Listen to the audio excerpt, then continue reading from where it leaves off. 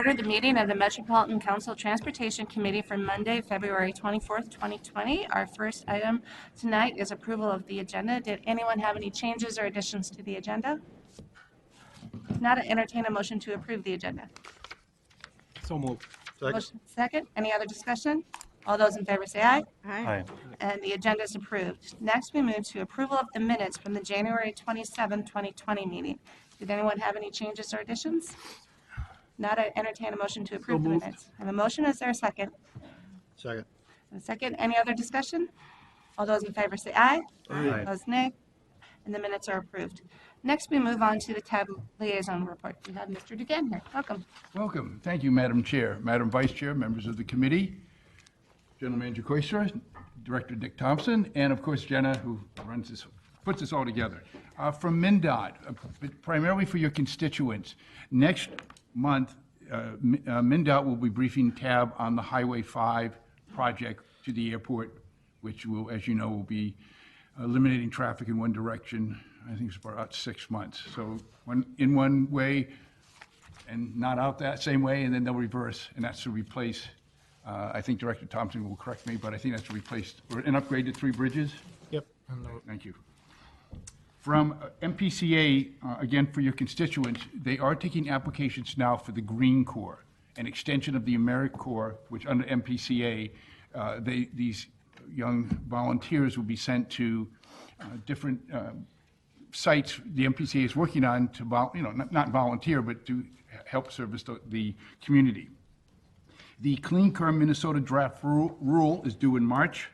And the phase 2 of the VW settlement, again, it's going to be hitting the press, getting more and more press. $23.5 million over 3 years, 65% for electrification projects, $7 million for heavy-duty trucks, $5 million for the buses, particularly the school bus fleets, and $3.5 million for charging stations. And the fast charging stations will be spread over the 2,500 miles of Minnesota highway. And it's about 100 miles charged for 30 minutes. Okay. And from the MAC, there's quite a bit of information from the MAC, the Metropolitan Airports Commission. Again, your constituents may be of interest. The TSA is changing over from a 2D X-ray to a 3D X-ray, point being that will have security line impacts. They have, and the World's Fair is, they were saying that they were hoping to have the World's Fair here in 2027. 400 volunteers service the airport. All of the 80 retailers and restaurants have been turned over and they are coming online. The baggage claim area, which is the next significant project, will be done in 2023. However, the first large carousel will be open in a few months, and that's going to feature, instead of the it's going to have lighting effects and bird sounds. See if it, let's see. Okay, okay. And then the, I had to do it, I had to. I was going to sing karaoke, but, council members, Zarin told me not to. Okay. And the art installation is going to rise 2 stories. It is start at baggage claim and go through the ceiling in the ticket lobby. It will be installed by Christmas or the end of the year. It will be interactive, and on the baggage claim floor will be an interactive lake scenario. I'm not quite sure how that's going to work, but I guess you step on something, it will show you the lake you're on. And then the top part will be interactive LED where you can wave your arms and do things, and it will play music, talk to you. Hell, joke. Anyway, and ask council members Sterner questions about Dakota County, where we both live.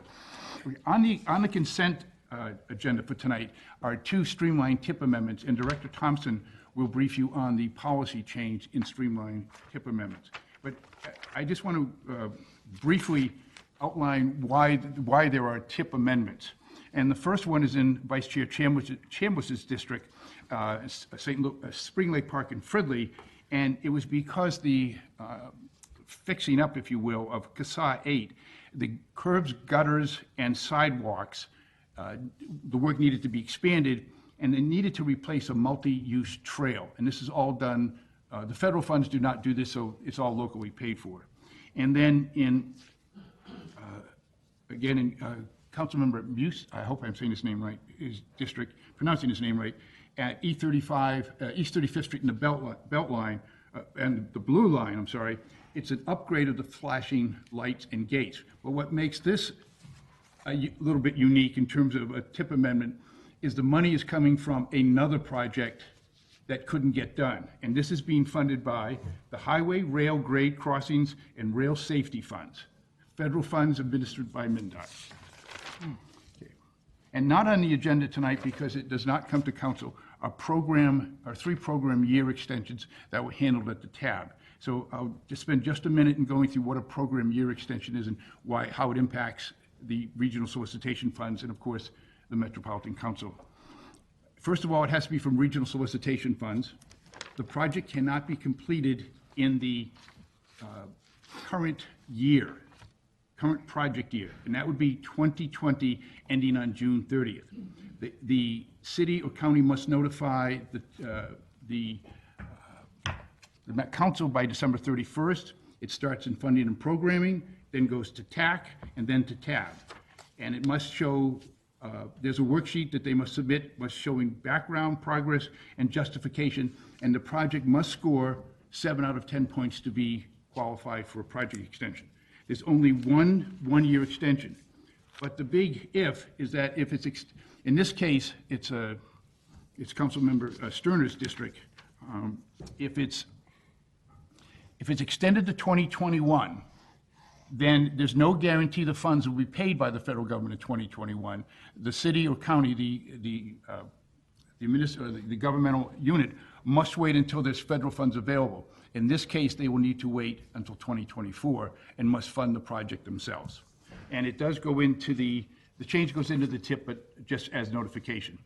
And a reason for a program year extension in Councilmember Sterner's district, it's in the city, unincorporated city of Castle Rock, and in Kasai 86, there is a Canadian Pacific-owned trestle bridge that was built in the 1930s. And apparently it works for the railroad company, but it is impacting, or will impact the upgrade of Kasai 86 to a principal arterial. So the Dakota County has been negotiating with Canadian Pacific to get it all done at once, and they've needed more time. Dakota County Commissioner Holberg spoke in favor of it, and just as kind of an added note, typically program year extensions many times are railroad related. And lastly, this is not on your agenda tonight, but Amy Benowitz, the Deputy Director of Metropolitan Transit Services, updated us on what will become the Regional Development Guide. It's now Thrive 2040, but preparing for Thrive, or whatever it's called, 2050, and the 2050 TPP. And the important part of the TPP is the work program. It's developed by MnDOT, the cities, the counties, and other partners, and it overlays what the projects are going to be going on to 2050, but it actually works in a 3 to 4 year horizon. And things that are in it are, congestion management, connected and autonomous vehicles, CAV, of course, transit being one of the most important, aviation, equity in transportation, and electrical vehicle planning. Thank you, Madam Chair. Thank you, Mr. Dugan. Are there any questions from council members? All right, we're going to go to Mr. Fenley here quickly. I just do want to say we do have a few members of the public here to comment.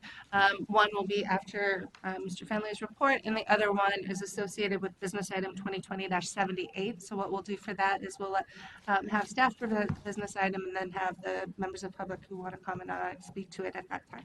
So with that, I'm going to go to the TAC report. Mr. Fenley. Thank you, Madam Chair, members of the committee and staff. David Fenley, the Transportation Accessibility Advisory Committee Chair. I was here for the first time last month. Just wanted to do another quick introduction for you all there. I have one item that I think might be of interest to you that we discussed at our meeting last month, and it is in regards to the amount of accessible space on buses. That would be better known as the priority seating for folks with disabilities. It has been an ongoing discussion informally for many years. On our committee. It is something that was elevated about 3 years ago with the change in the stroller policy. The change in the stroller policy basically said that there is no longer a requirement for people to fold up their strollers. And and folks tend to land in, you know, the space that's on the bus for priority seating.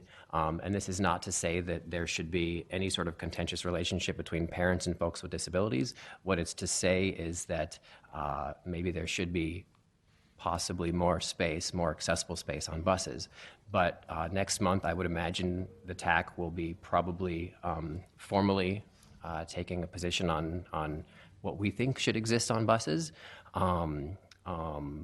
We are aware that pass-ups, I think is what they're called. That's when an individual who uses a wheelchair or might need accessible seating cannot get on the bus because the accessible seating is taken up by whatever reason. And then there is a policy clearly to have another vehicle, if there isn't a bus with accessible seating on it, to call another vehicle to come get that individual. But we don't like to see any pass-ups. So that is the one issue that I wanted to fill you all in on, and I'm sure I will have some more stuff for you on this and other issues at the March meeting. Good, thank you very much. Any questions from council members? All right, then we can have our first person who wanted to address the committee is Leanne Hodevec. Welcome. If you want to come up and introduce yourself, if you can take about 3 minutes or so.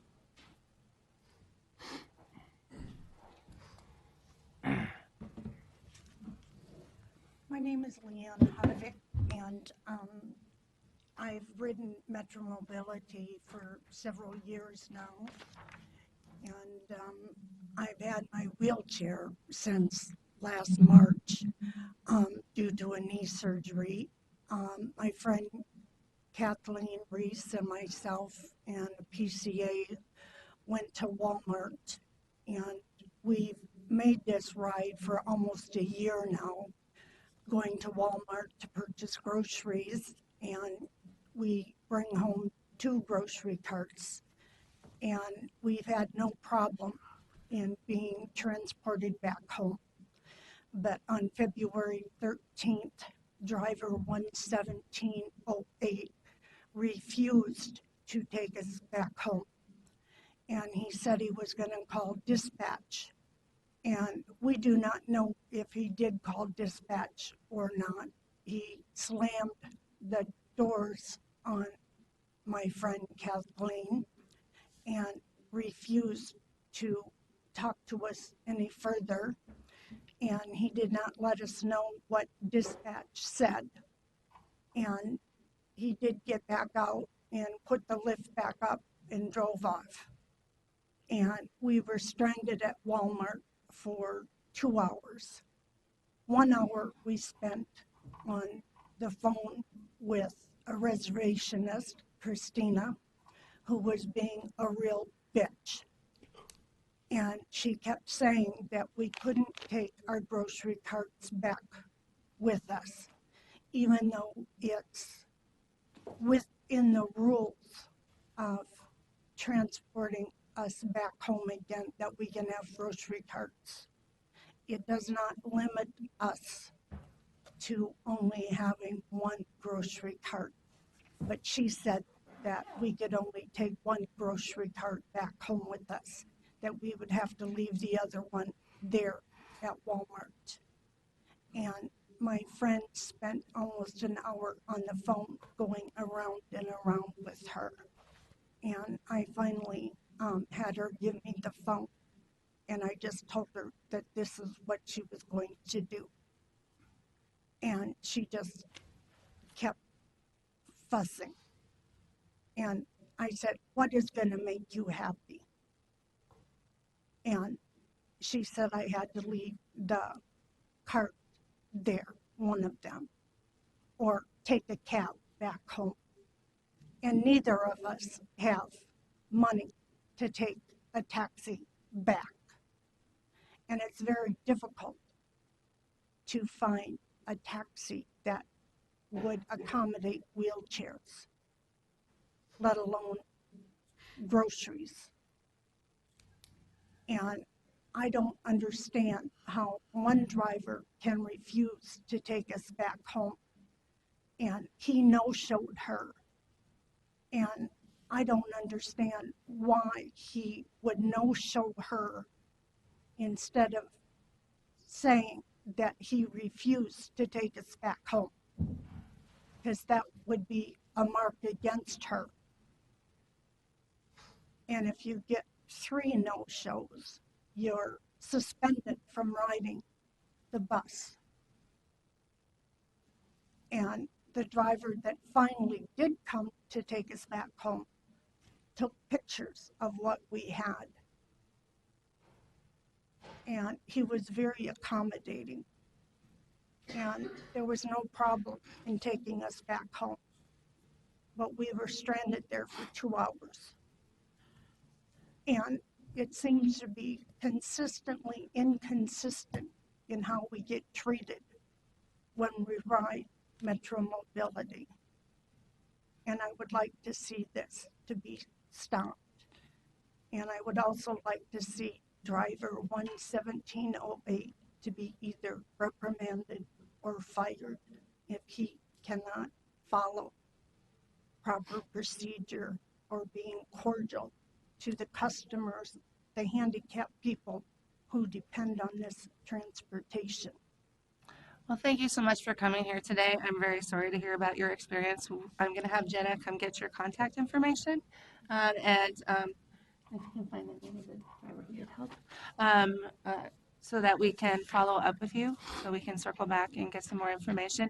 I really appreciate you taking the time coming out and telling us your story, because it's not always easy to come do things like this, but it's good for us to hear when things go well and when things go wrong. So thank you very much, and Jenna will connect with you back there to get some information so we can let you know how we follow up. Yeah, thank you for your time. Thank you so much. All right, next we are on to, we've got Metropolitan Transportation Services Director Thompson. Madam Chair, members, thank you. Just to follow up on that point, we do have, from what it describes, that does seem to violate our bag policy, and so we allow up to 4 bags of groceries in a cart, and so I'm not sure what happened in that case, but everything that was described should have been allowed in this case. So we'll definitely be able to follow up, and I think we have enough information that we will follow up on that, and I'll update you on the outcome of that investigation. As Peter mentioned, TAB took one action to change their streamlined tip policy. And what their change is, as you notice, when tip amendments come to you, they're on the consent agenda here, because they're very usually routine amendments. And they were we get a lot of those, and TAB was spending a lot of time on routine items and not getting to major items. And so they decided that they're going to have the tip amendments heard at the TAC level. And if they're recommended by TAC, they're going to go on the TAB consent agenda also. So kind of mimicking this, and that's the policy change. I think will allow TAB to have more time to discuss some of the information items and the things that have more weighty things that the TAB should be discussing. But like any consent agenda, the item can be pulled to the non-consent at any meeting. So I think that was a good change, because we look back and all the tip amendments had been routine and all had been approved, but they've been spending a lot of time on those. So that was unanimously approved by TAB and didn't have to come to this for a policy change. The other good news is as soon as I get done saying this, we'll be releasing the application for the regional solicitation. So it'll be open to cities, counties, and any applicants to apply for that now through April 16th. And so they can start putting in their applications and submitting them for review. And we do training starting this week for all the applicants on how to use the program and that. And we've had some good participation by all our local partners to date, but it's official. And so we'll be sending out in gov delivery to all cities and counties in your area, and those that typically apply. So they'll be getting that notice this afternoon that it's open and they can start applying. The other thing is some of you have attended our spring or fall Metro Mobility convenings in the past. We did get a request this year from the deaf-blind community if they could have their own convening just for those to talk about their issues that they want to talk about with Metro Mobility. And so we have scheduled that for March 23rd. It does happen to be the same time or same day as the Transportation Committee. It'll start at 3. I'll send out the information. It's nearby, but unfortunately, it'll probably overlap in the Transportation Committee. But we definitely wanted to accommodate that request. members of that community felt they had some unique issues for their disability. They wanted to just focus on that at one of the convenings. So we're happy to accommodate that this year, and we look forward to hearing from them. And then the other thing Peter mentioned that was at tab was the work plan for the next TPP, and we will be coming to the full council committee of the whole on March 4th to talk about what and get your input on what should we be working on from a transportation planning purpose for studies and regional priorities at the council that will feed into the 2050 plan. And we've been getting really good feedback at tab and other places, and so we want to come back to you as a council and get your input, and we'll present the information there, take your input, and then there'll still be more time for you to have ideas for what we should work on. And that's really the work that we work on that really changes policy and investment in the TPP in the next plan in 2050. So that'll be coming up soon. And with that, Madam Chair, that concludes my remarks. Happy to take any questions. All right, questions for Director Thompson? If not, we'll move on to General Manager. Oh, Chair, did you say deaf-blind community or the deaf and the blind community? Deaf, blind. Deaf-blind, perfect, thank you. all right, on to General Manager Quistra. Madam Chair and council members, I'll be quick. I know you have a full agenda tonight.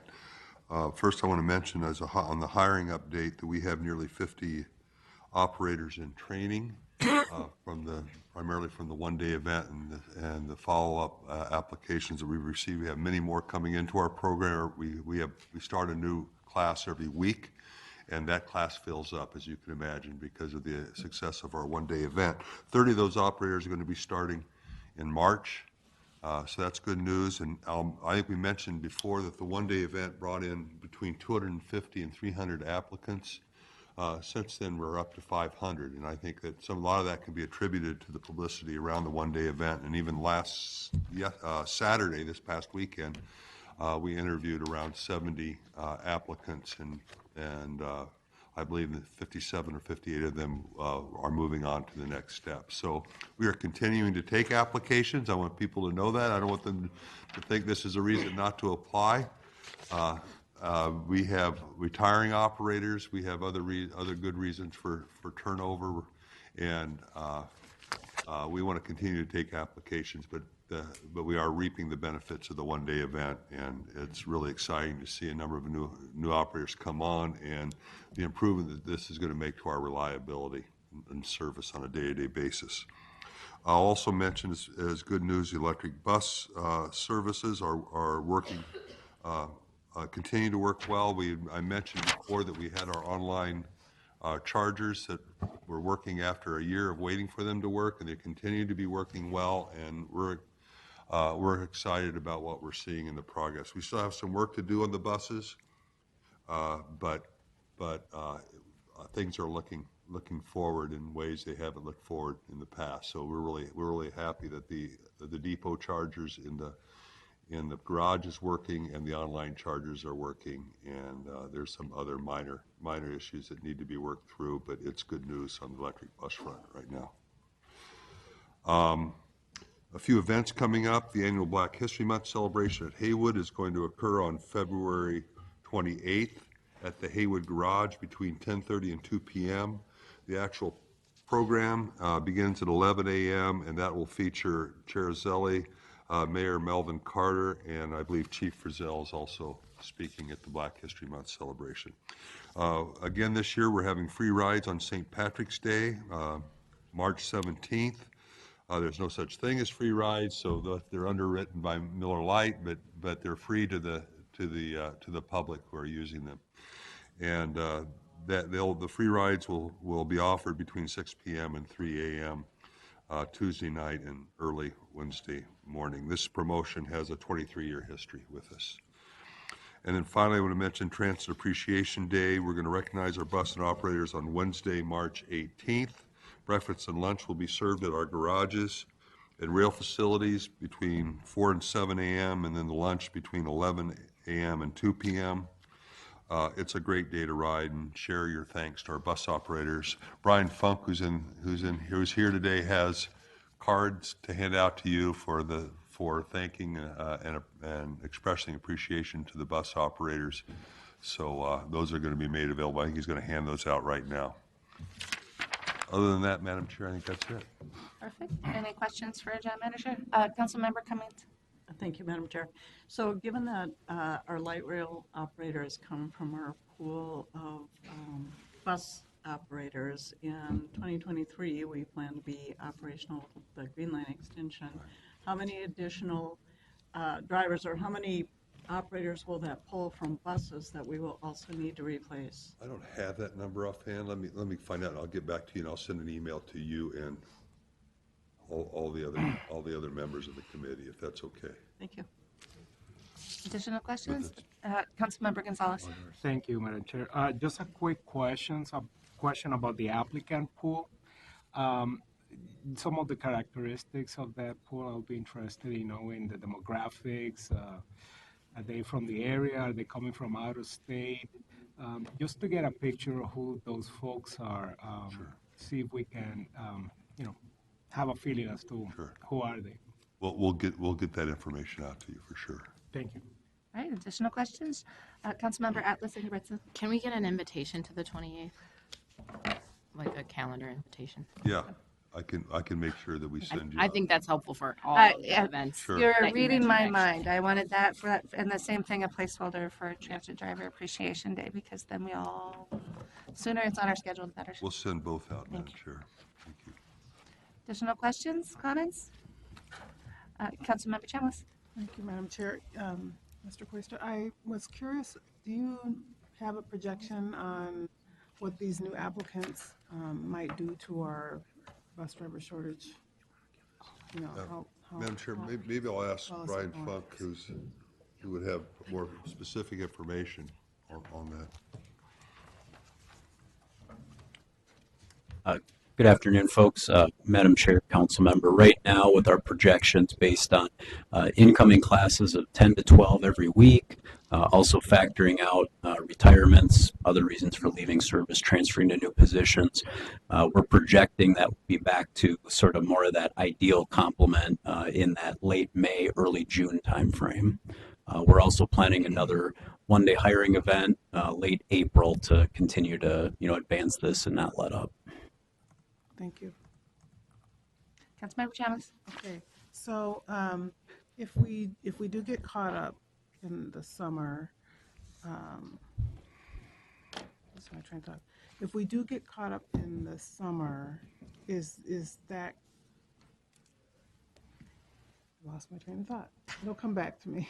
It happens to all of us. Yeah, I know with the a full load of bus drivers, we have been tapping into the extra money that.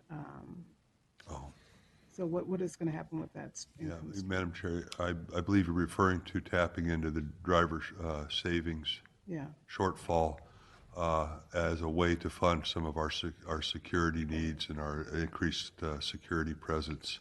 And my anticipation is that we will have enough savings even by June to fund what we need, what we can do for the year with respect to the security commitment that I mentioned to you at the council meeting the other day. All right, additional questions for General Manager Quaistra? All right, thank you. Next, we are on to our first item of business, which is the consent agenda. There are 2 items on consent tonight. I'd entertain a motion to approve the items on consent. So moved. A motion, is there a second? Second. Any other discussion? All those in favor say aye. Aye. Opposed, nay, and the consent items passed, and we'll move as consent to the full council. Non-consent items, our first item tonight is business item 2020-7, public hearings for Orange Line Connecting Bus Study Concept Plan. We have Cindy Harper.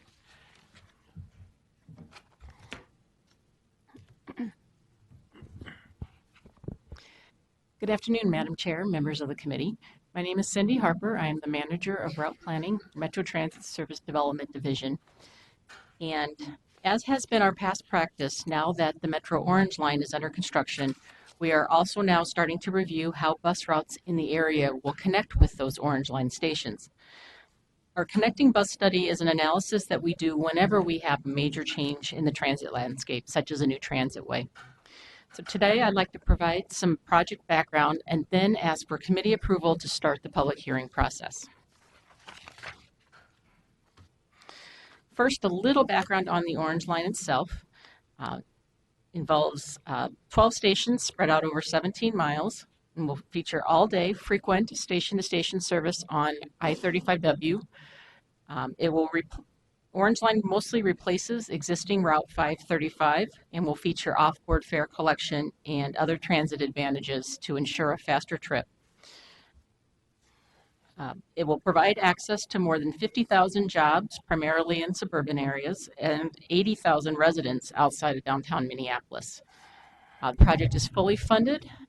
We broke ground last year. We're under construction and on schedule to open late next year. So here's a map of our connecting bus study area. It includes parts of South Minneapolis, Bloomington, Richfield, and Edina. It includes 21 bus routes that either currently connect with Orange Line stations today or can easily be extended to connect with an Orange Line station, as well as other routes that where potential service improvements, even though they may not serve an Orange Line station, can help enhance the connectivity of the area. Now, I know that 21 routes may sound like a lot, but we are expecting maybe about half of them to have significant changes proposed. And also I'd like to point out that although the Orange Line itself will travel as far south as Burnsville, that Burnsville is not included in our connecting bus study. Minnesota Valley Transit Authority is the operator of service in that area, and we've talked with them. They prefer to handle the process separately of how the connecting routes for the two Burnsville stations will be handled. So we will certainly work with them and coordinate our changes together. There's three reasons why we're doing this study. First of all, most of the Route 535 service will be replaced by the Orange Line. However, there are 4 local branches, which are shown on this map here, that will not be replaced by the Orange Line. And so we need to figure out how to integrate those service in those 4 areas into our regular bus route network. Also, we know that many Orange Line riders are expected to transfer from a bus or a train to get to the Orange Line station. And so connecting bus service, high quality connecting bus service, will be essential to the success of the Orange Line. And then finally, it's a good opportunity for us to revisit the overall transit needs in the study area at a more holistic level. Instead of looking at routes individually, being able to kind of take a step back and look at this as a sub area of the region. The last time that we really had the opportunity to do that in this particular area was before the Blue Line opened, which was about 15 years ago. The goals of the connecting bus study include linking significant concentrations of residents, particularly underrepresented populations and those who rely on transit the most, linking them with jobs, particularly those that are paying under $40,000 a year, and with services available on the Orange Line. Also, to retain our existing riders and to grow ridership. It's also a good opportunity for us to simplify the route network, to clean up some of the branches and some of the complications of routes that can make service intimidating for some of our customers to even figure out exactly which trip is going where. So we're looking to simplify our routes, as well as enhance the mobility and connectivity of the overall network. And then finally, with the exception of the Route 535, which will be replaced by the Orange Line, our goal is to complement but not replace existing commuter and express service in the 35W South Corridor.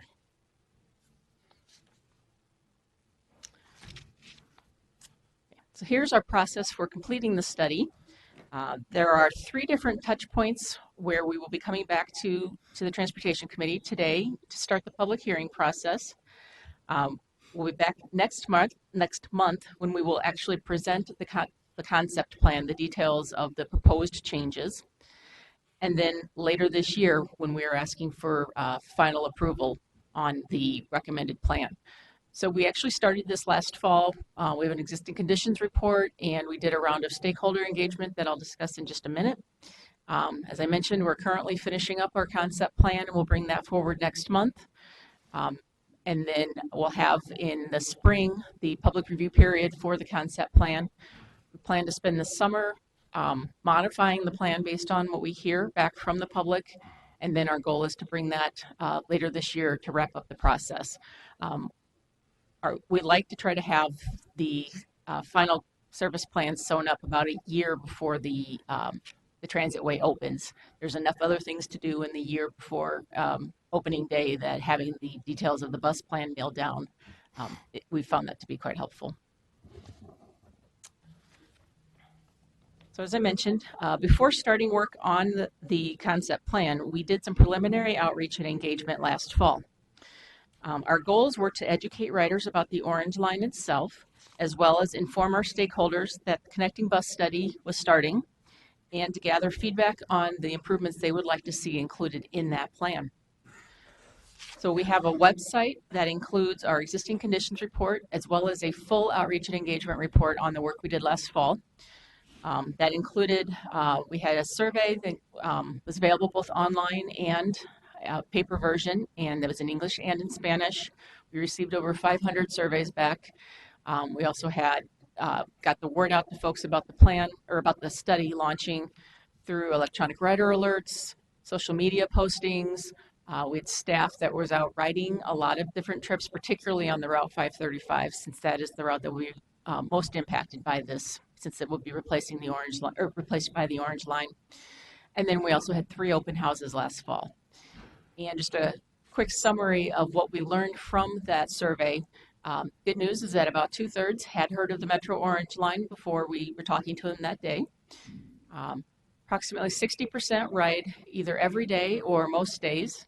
And about 70% of those that we surveyed were taking the trip to or from work. Not surprisingly then, about 70% of those trips were happening during the peak period. We asked which routes they were riding at the time, and the 3 that are highlighted in yellow were the routes that were mentioned most frequently, the 535 as well as the 2 light rail lines. And the 535 makes sense because we've spent a lot of time out on those out on buses on those trips talking to the customers. Most said the Orange Line would favorably affect their travel. And that's assuming that we have key connections in place between destinations such as Normandale College, Lyndale and Penn Avenues in Bloomington and Richfield, and 94th and James Industrial Park in Bloomington, assuming we have some key connections in place between those areas and the Orange Line.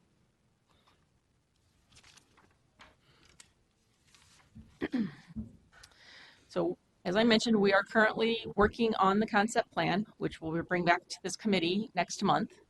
And then April will be a very busy month for us, as our goal is to wrap up this phase of the outreach and engagement and the public feedback before we get into summer and everyone's attention kind of turns to other things. So we will be spending the month of April there'll be lots of different ways for customers to comment and give us their feedback. Of course, we'll be utilizing our website, as well as we'll have brochures on all the buses with a postage paid comment card that's inside the brochure that they can tear off and just stick in the mail. We will be, we've been fortunate to have the community outreach and engagement staff person who is dedicated to the Orange Line to help us with our part of the project. And so be engaging a lot of the various stakeholders within the community, neighborhood associations and other civic groups and just other active stakeholders in the community. We'll be out on buses making announcements about the upcoming, that the concept plan is out there, and this is everyone's chance to comment on the proposed changes. Also getting out to key locations and having pop-up events, and also doing internal outreach, both with Metro Transit operators, so that if customers are asking what's going on, they have some, they're able to help out. But also a significant amount of the service in the study area is operated under contract to MTS. So we'll be reaching out to those providers as well to make sure their operators are in the loop. And then we will also have 2 community meetings and then 1 public hearing. The format for all 3 meetings is exactly the same, just one has a legal designation, but we'll handle them all the same. In Edina, Bloomington, and then the actual public hearing in downtown Minneapolis. And so the proposed action from the business item for today is for the Metropolitan Council to authorize the public hearing on proposed service changes outlined in the Orange Line bus study concept plan. and I'd be happy to take any questions. Okay, thank you. Questions? Councilmember Atlas Ingebrigtsen. Thank you, Chair. Can you outline what will be different between the community meetings? I have an assumption, but I want to make sure it's accurate, and the public hearing. Chair Barber and members of the committee, the only difference between the community meetings and the public hearing will be that the public hearing carries a 45-day requirement that it needs to be approved by the council at least 45 days before that date. That's what starts the clock, which is why I'm here before we have our concept plan finished. The format of the meetings will be exactly the same. We will start off with kind of more of a kind of an informal open house time, and then we will have a formal presentation. People, when they, depending on how many people there, everyone who wants to speak can sign up when they for an opportunity and have 3 minutes, much like we do for other public meetings. Once everyone has had their opportunity to comment, if we still have time, then we can open it up to others as well. It is mostly an opportunity for staff to listen. We will certainly have, the comment cards and stuff available there, and have, be able to take notes, but really at that point, it's an opportunity for us to listen, not necessarily to be defending or discussing, just to listen and then take that back. Based on prior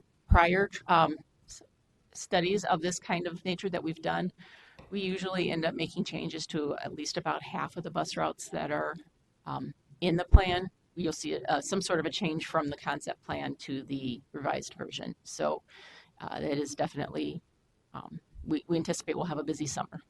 And all information from the community meetings and from the public comment and the public hearing will go into the public comment report. Councilmember Yes. Atlas Ingebrigtsen. I just am a little curious and concerned possibly regarding the timing of the meeting in Minneapolis is 11 to 1 during the workday, and I'm curious about, and the other locations are suburban locations and in the evening.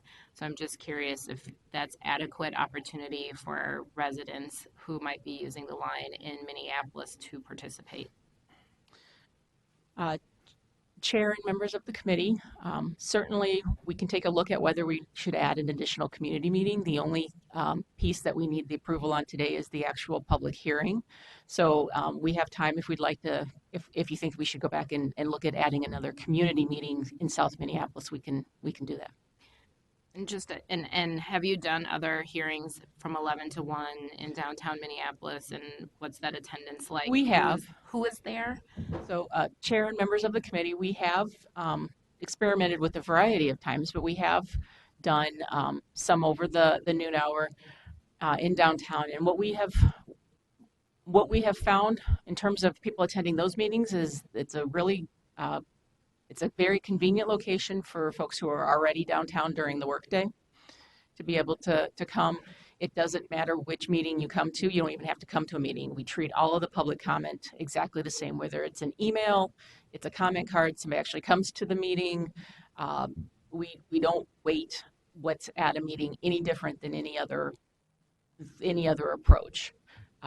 So there's certainly nothing that says you have to come to a meeting to be heard. We also recognize that no matter when you have the meetings, it's never going to be convenient for everyone. So we'll also be putting the presentation that will be given at the meetings. We'll be making that available on our website as well. So folks at their convenience can listen to the details, and then we will have lots and lots of different information from the report actually posted on the website as well. Tons of different maps and tables and charts and fun things to look at. Councilmember Chambliss. I just wanted to comment that I agree that in order to be more inclusive for the region impacted by this orange line, that a community meeting in the evening would be good, even though we're focusing on the hearing today. Okay. Additional questions from council members? All right, if not, I would entertain a motion to approve business item 2020-7.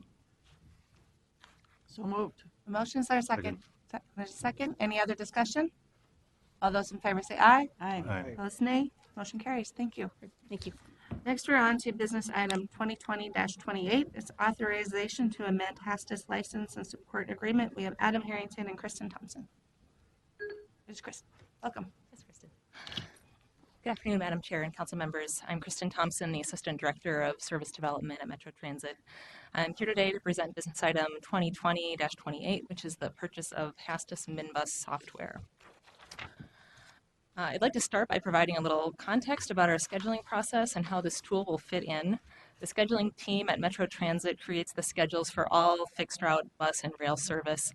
We are downstream from the planning process, so as Cindy described the planning process, we then take those inputs and create the schedules for vehicles, operators, and customers. So our goal is to create accurate, cost-effective schedules that are reliable to operate throughout the system. The main software system that we use is called Hastis. Hastis we use in scheduling as well as a daily dispatch software and to create accurate payroll records. So the scheduling process follows sort of a stepwise approach. We start by building a logical timetable for each route that has appropriate service levels, frequencies, travel times for the route that we're dealing with.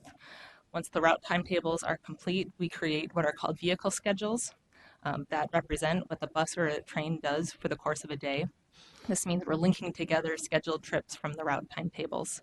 We then put together operator shifts. This takes a variety of forms, part-time and full-time shifts, different lengths of runs, so we're following with the work rules that we have established at Metro Transit. Scheduling also produces data for customer information systems that are used in our transit information system, out on Google, and other various apps that draw on our data. So Hastis plays a key role in this process. It's been our bus and rail scheduling system since 2004. We're currently using version 2014. It's a highly specialized software used for transit scheduling and dispatch and related functions. It's our prime source for vehicle and operator schedules. It's sort of the root of everything. From Hastis, we generate weekly data interfaces that go to those downstream functions that I mentioned. I want to return to the vehicle scheduling process because this is what Minibus will help us with. So as I mentioned, a block is the sequence of trips that is done by a single vehicle during a service day. There are many inputs and considerations in the process that our staff are working through. For example, the travel times that are needed or the bus type that's required for that kind of service. Blocks can range from 2 hours long in the peak period to up to 20 hours long for a full day. Blocking has a big impact on our overall system cost, the hours, miles, and buses that we need to operate the system, as well as the customer experience and the quality of the work that our operators are driving. So Minibus is a Hastis optimization tool that will help us to improve our vehicle blocking process. It's an add-on to our current system. It's kind of the next level up from the tools we have today. It will give us a more powerful set of tools for blocking. This will help us to create more efficient and reliable schedules, help us manage different resource constraints like our current operator shortage. And it can also help us to evaluate changes to garage usage. So for example, when the Minneapolis bus garage opens, we'll want to reevaluate how our work is distributed throughout the system, and this tool can help us with that.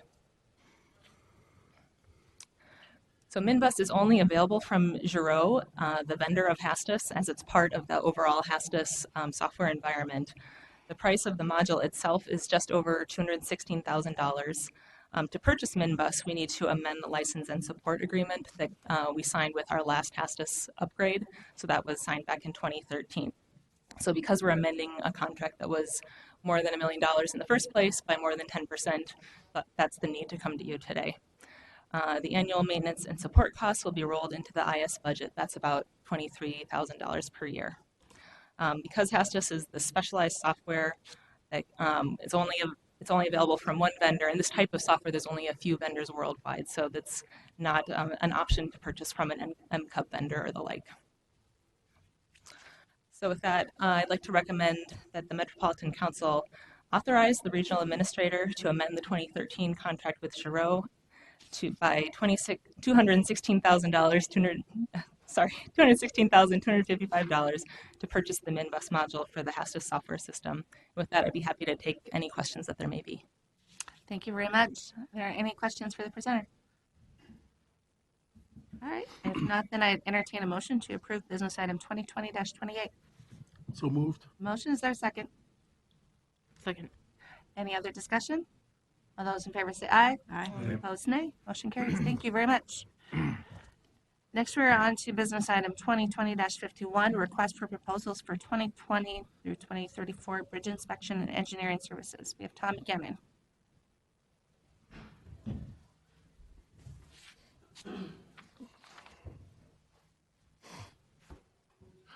Madam Chair, council members, my name is Tom McGann and I'm with Engineering Facilities. This is that the Met Council authorized the regional administrator to award an executive contract 19P219 with Kimley Horn and Associates in the amount up to $2.651 million for engineering support services, structures, inspections on existing future structural assets from 2020 to 2024.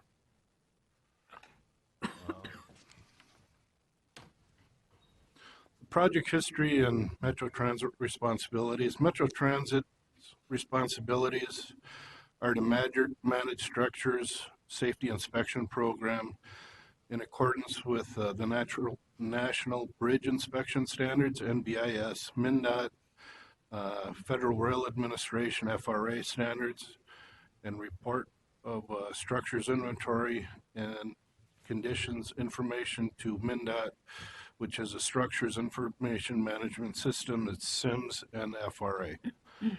Metro Transit has the overall obligation to ensure its structures do not represent unacceptable safety risks to the public. Metro Transit structures requiring inspection include freight, LRT, road, pedestrian, bridge, tunnels, retaining walls, culverts, and parking garages. We started inspecting bridges in 2006. We extended that to include pedestrian bridges and tunnels in 2016. 2018, we acquired the Bass Lake Spur Track from Canadian Pacific. So we have freight, and then in 2019, last year, we started inspecting the structures, parking structures, and freight bridges, excuse me. So the inspection contract was issued, or the proposal was issued September 25th. We had 19 companies review the plans, 3 proposed, and through the Brooks Act, which is a 2-step process. You do not see the prices, but you evaluate the submittals on the most technically qualified proposal. We chose Kimley Horn for the most technically qualified proposal. We looked at the price, the price that was sealed. The rest of them were sent back. We didn't see those. So through price negotiations, we negotiated down to $2.61 million over the next 5 years. The contract is issued under work orders for the next 5 years. So whenever we have a task, we'll issue a work order. So at the end, it might not equal 2.65, but that's what the contract is. Kimley Horn has met the 5% DBE goal. Through the inspections, it's performed safety inspections, bridge capacity analysis, submit the SIMS reports on existing, new, and removed structures. There's 43 existing structures, and at the end of the 5 years, which is 2024, there's expected to be 58 new structures in our inventory. So we're also, when it comes up, we'll perform emergency inspections when needed. And the last one was last year, where there's a landslide near the Washington Avenue Bridge. So estimated yearly inspection costs.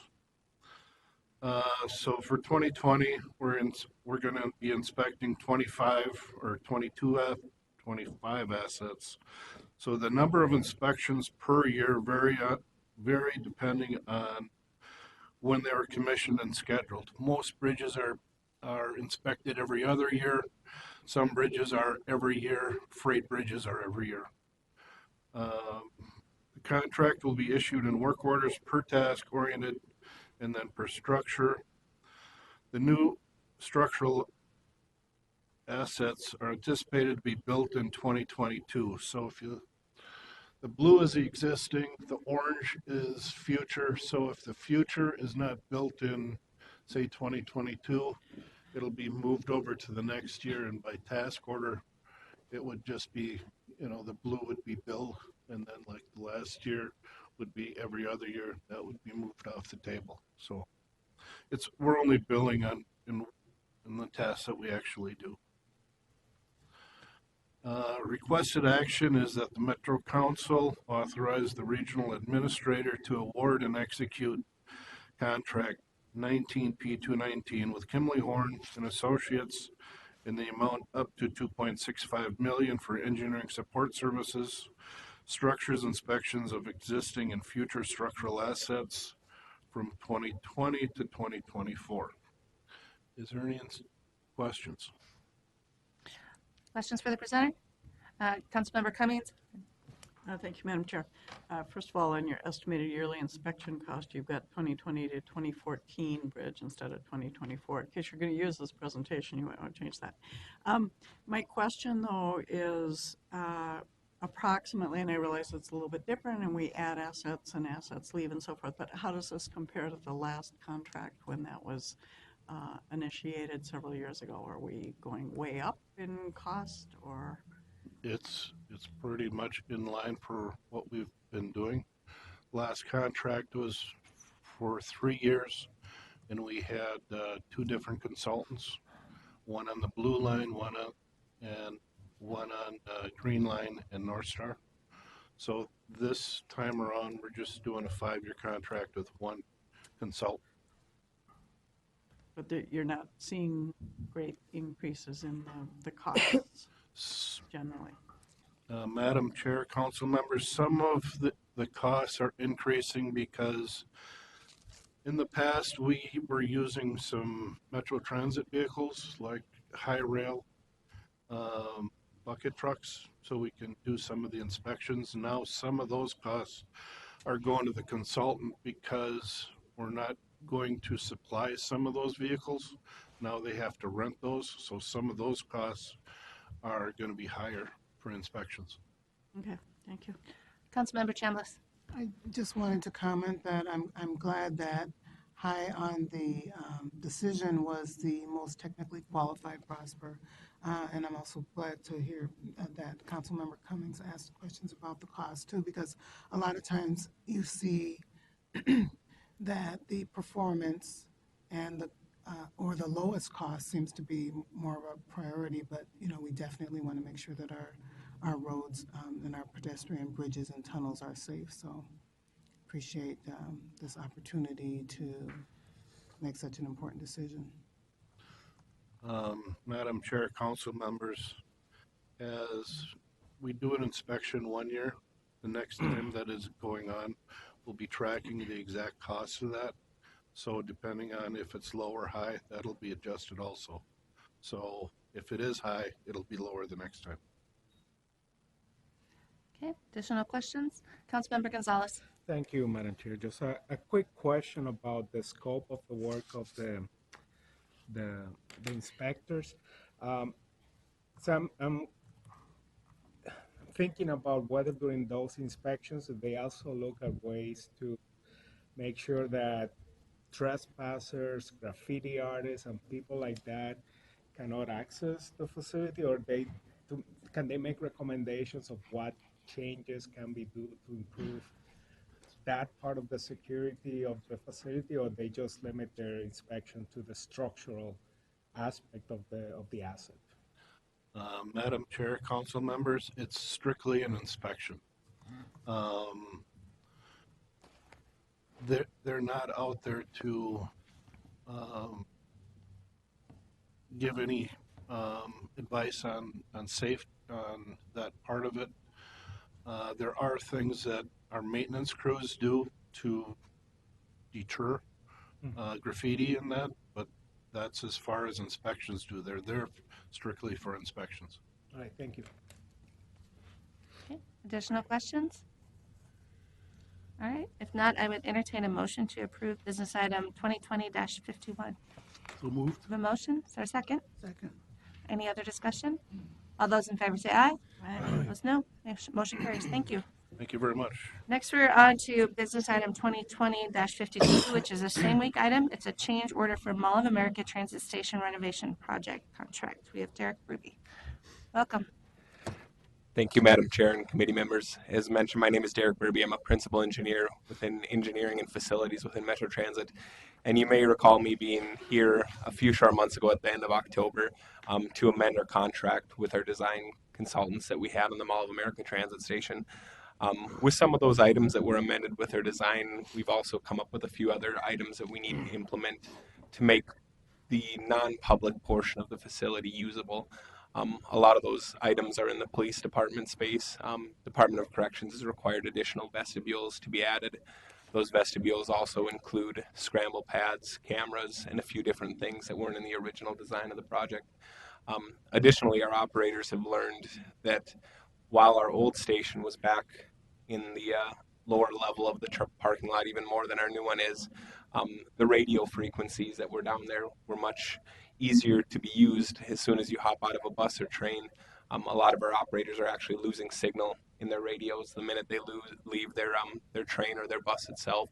So one of the things that we're looking to do with this change order amendment to the construction contract is adding additional repeaters and a train or a signal system all the way up to the top floor of the parking lot on the east side of the mall itself. So additionally, some hose bib additions out on the platforms to allow for cleaning and better services to our riders. The original contract did include quite a bit of additional temporary facilities as well.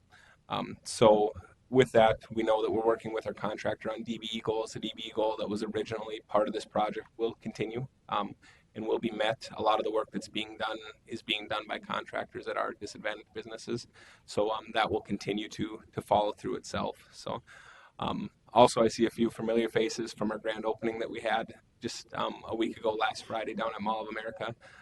So I would certainly suggest if you have not been able to have a chance to go out there and check out the public spaces of Mall of America, certainly do so. It's a great investment in our area and something that our riders are definitely taking advantage of. So with that, I'd like to propose the action to allow the regional administrator to initiate and execute a contract change order to Morcon Construction. And with that, I'll take any questions.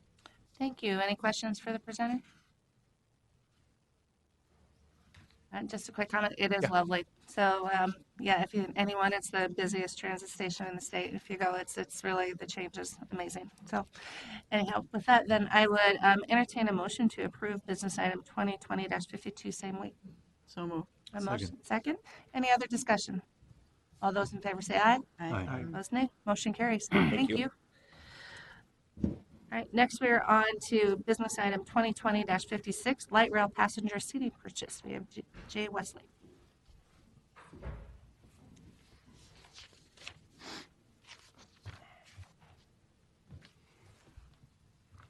Welcome. Good afternoon, Madam Chair, committee members. Thank you for your time today. My name is Jay Wesley. I'm a project manager for light rail vehicle maintenance. And I'm here today to request the committee's consent to proceed with a contract to procure parts for changing the onboard seating for our light rail vehicles. I would like to briefly take you through the project justification and then allow some time for your questions. Our current passenger seating has cloth covering that is resource intensive to clean and maintain, both in terms of labor and material. Our staff must remove the seat parts from the trains to properly clean and disinfect those parts, and then set them aside for air drying on racking. When the fabric is stained or damaged, we have to send that whole part out to a third-party vendor to have it recovered in new fabric.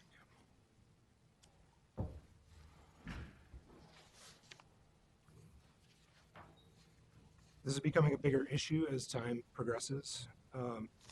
In 2019, we saw a 48% increase in incidents on board the vehicles involving biohazard components, which is one of the main reasons why we need to clean and replace the cloth on these seats.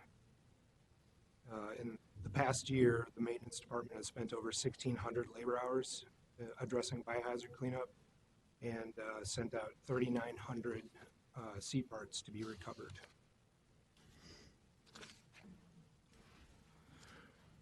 Plastic seats will be more efficient to maintain for our staff since they will require less situations in which we'll have to remove them from the vehicle to properly clean. This means less labor will be required and less material cost over time due to the elimination of the fabric recovering. We've tested plastic seating on the blue line on 6 vehicles over the past 2 years, and based on customer feedback that we've received, we also think that plastic seats will improve customer experience on board, especially during the wintertime when customers put snowy feet or luggage up on the seat in front of them. The cloth covering does a pretty good job of hiding the moisture that might be left behind until, of course, you take a seat on that chair and discover whether or not it is potentially icy. Plastic seats should be easier for many of our customers to tell what might be on that seat before sitting down. We also received comments from customers noting that they liked having the ability to wipe the plastic seats down themselves for added peace of mind.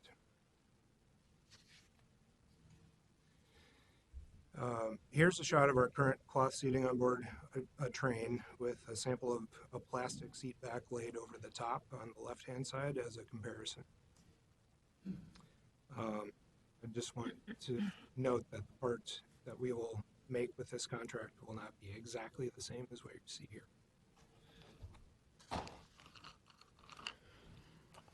For this procurement, we'll be producing over 13,400 pieces to fit the different seat frames used on our vehicles. The Office of Equal Opportunity has reviewed this procurement for contracting opportunities for small businesses. There were no DBEs available to manufacture or provide this seating, therefore no DBE goals were applied to this procurement. We had an invitation for bid for this project advertised on November 22nd, 2019. There were 3 plan holders.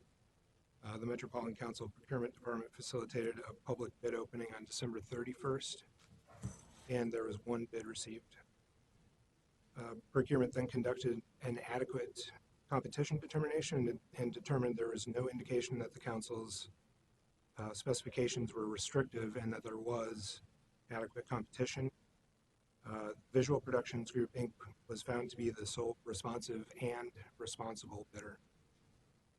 Funding for this project is available through the 2020 light rail operating budget, and if we proceed, we anticipate the finished goods from this contract will be received and installed on the vehicles by Q4 of 2020.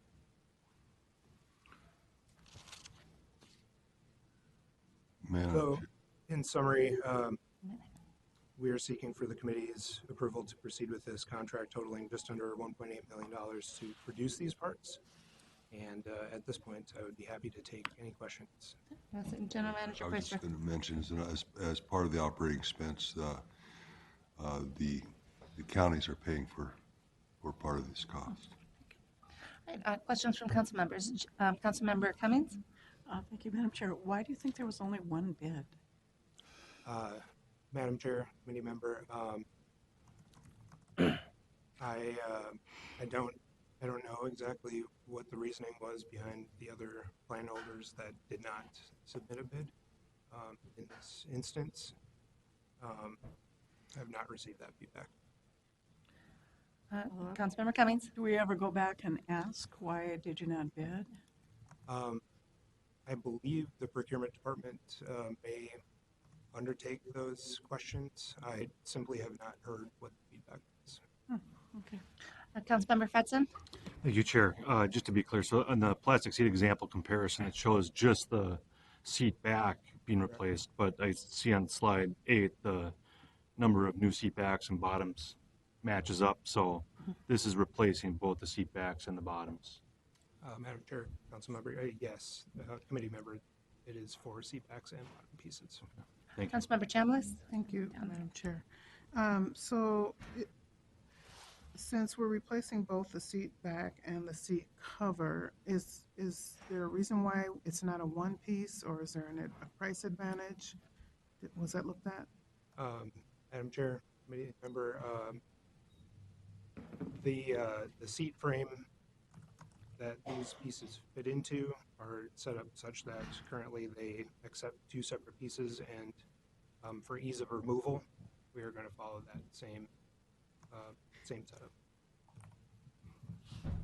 Okay. Councilmember Sterner? Thank you, Chair. I was wondering, was there a staff estimate of a cost before it went out for bids? What we were thinking it was going to come back as? Madam Chair, committee member, we did conduct some initial quotations to get an idea of what the cost would be, and they were wide-ranging. On the high end, over $2.2 million, and on the low end, under $1 million for the non-binding quotations I've received. Councilmember Sterner? I guess, thank you, Chair. I just was, I'd like to make a recommendation to reject this bid and send it back out for other bids in that. I don't feel this is a qualified bid. Like to have another chance to get other bids with this one.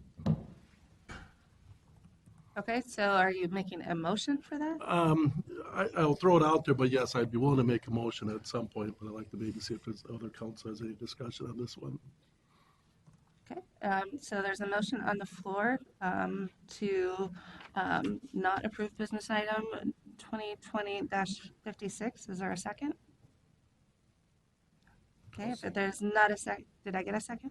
I'll second it. Okay, all right, second. All right, is there any other discussion? Councilmember Fredson?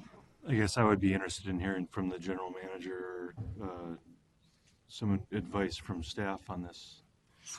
Yeah, Madam Chair, council members, I would just repeat somewhat what has been said, that we have gone out for bid, that we have a qualifying bid. We're anxious to get these replacement seats installed. We have issues on our trains about the cleanliness of our seats. They're aging. It's costing money to maintain them. That's unnecessary. And I don't know what the time frames would be to reopen the bid, but I think it would put this again then some months out. It's already going to take some time to install them. So I think we feel comfortable. I just want to say, if we feel comfortable with the bid, we feel comfortable with the bid amount based upon what we saw as estimates before. And I'll just say we're anxious to get these installed and improve the cleaning process and improve the comfort of our customers. Councilmember Ferguson? The cost savings per year of new seats in? Madam Chair, committee member, we estimate the potential savings to be around $215,000 a year. Any additional discussion? Councilmember Cummings? Thank you. I think that the points that General Manager Coister brought up are enough to move forward with this. However, I would say I would be really interested in going back to find out, because it is unusual that there would be interest but only a single bid. So I hope that we can go back and find out what it was that caused people not to actually follow through with the bid. Okay, additional discussion? Councilmember Chambliss? I just want to say I feel comfortable when I do bids for my house or for my life, or when I do get estimates, I always try to get more than one. So I feel like we really do need to strongly do that due diligence and get, try to get multiple bids with multiple estimates, or present to the council, these are the past estimates that we've seen and this looks good against that. That would make me as a council member feel a little bit better if I could see that information. Additional discussion. Councilmember Sterner. Yes, I just was wondering how long these seats would last, or they last for the duration of the light rail car, once they're installed? Madam Chair, committee member, we would only be able to know that once we have them in service for a sufficient amount of time. The seats that were part of the project, or the pilot, have been very resilient, so it would, they definitely last longer than current seats that we have. Okay, thank you. Councilmember Gonzalez. Thank you. And I just have a question about the reason why the original seats were designed, were the cloth one. I mean, all the reasons that you stated for the change to a layperson, they seem pretty obvious. You know, make them of plastic, easy to clean, et cetera, et cetera. So was there a particular reason why it was decided to go with cloth as opposed to plastic at the moment that that decision was made? Madam Chair, committee member, I was not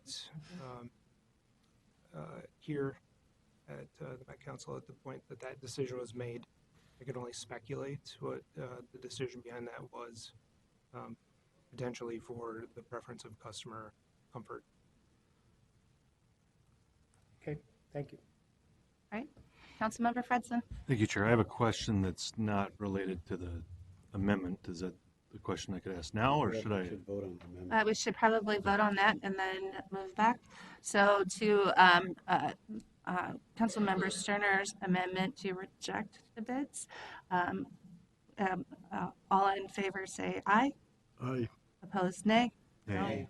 And the motion fails. Next, we move on to a motion to approve business item 2020-56.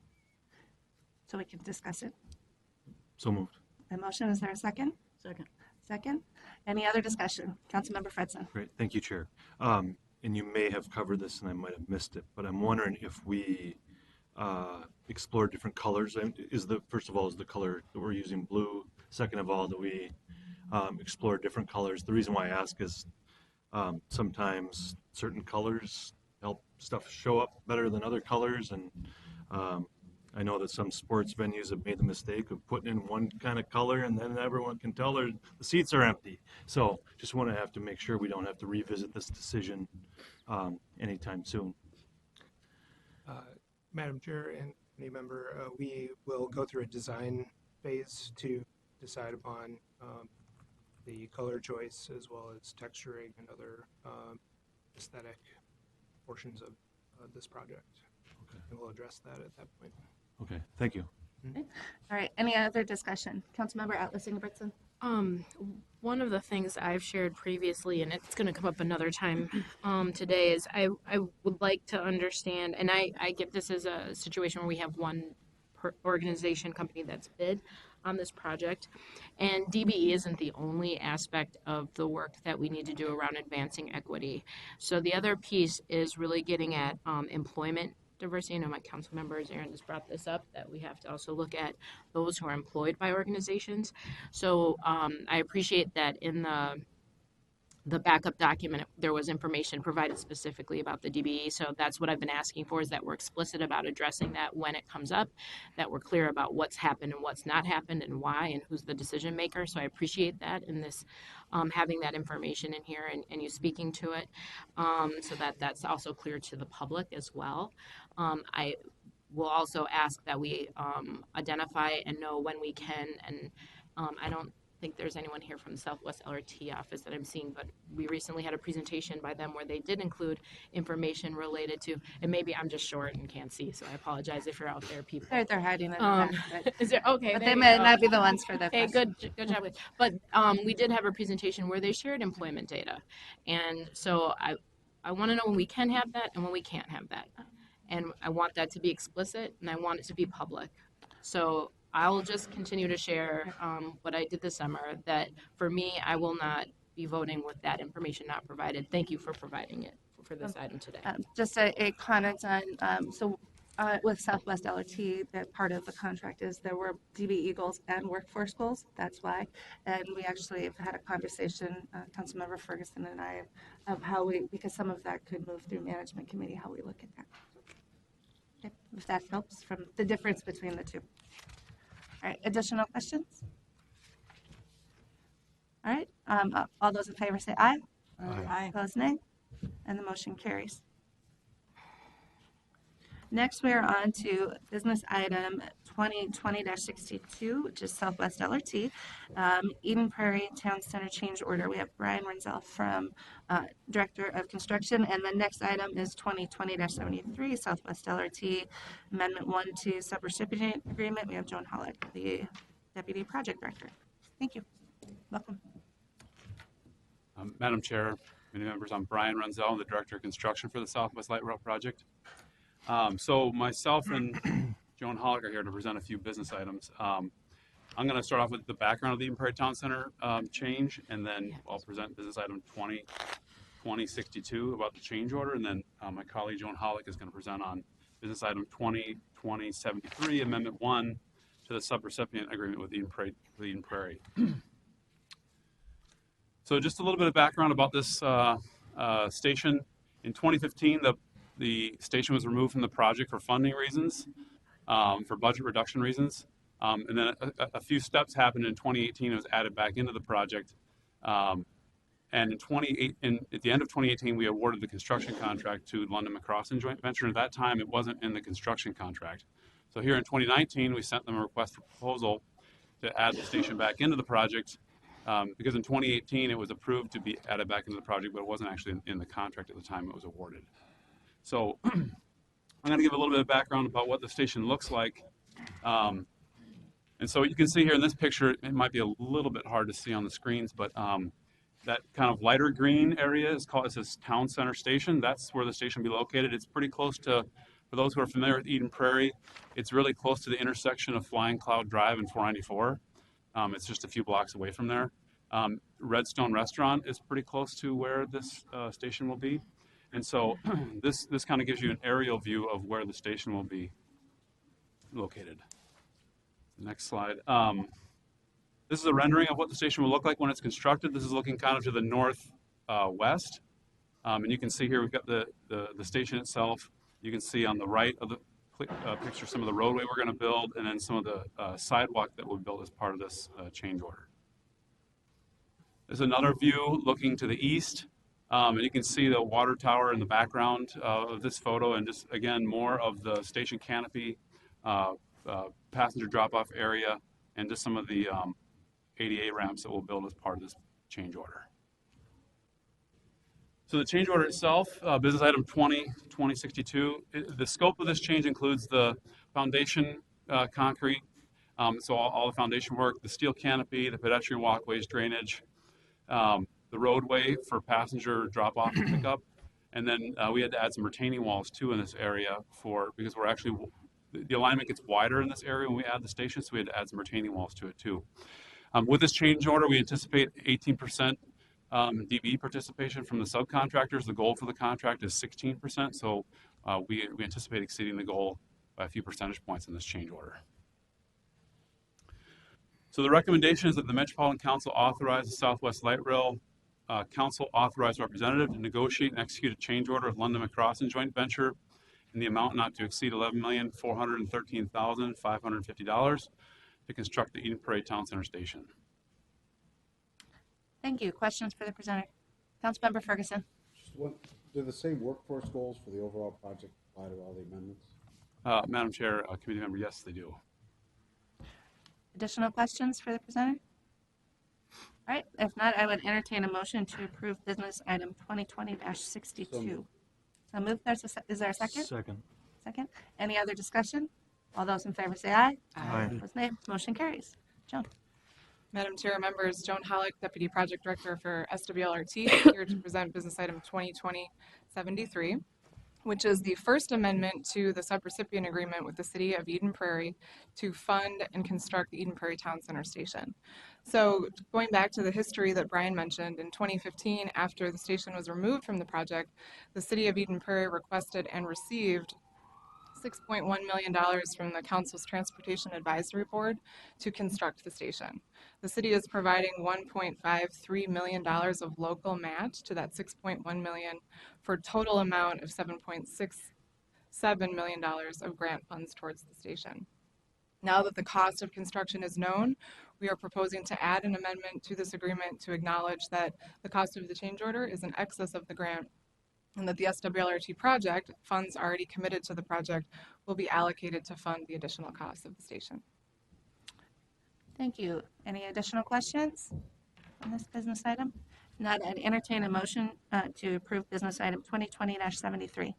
So moved. There's a Second. motion and a second. Any other discussion?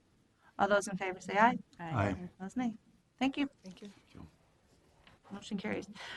Next, we are on to business item 2020-82, body worn camera council policy and public comment report. We have Leah Palmer.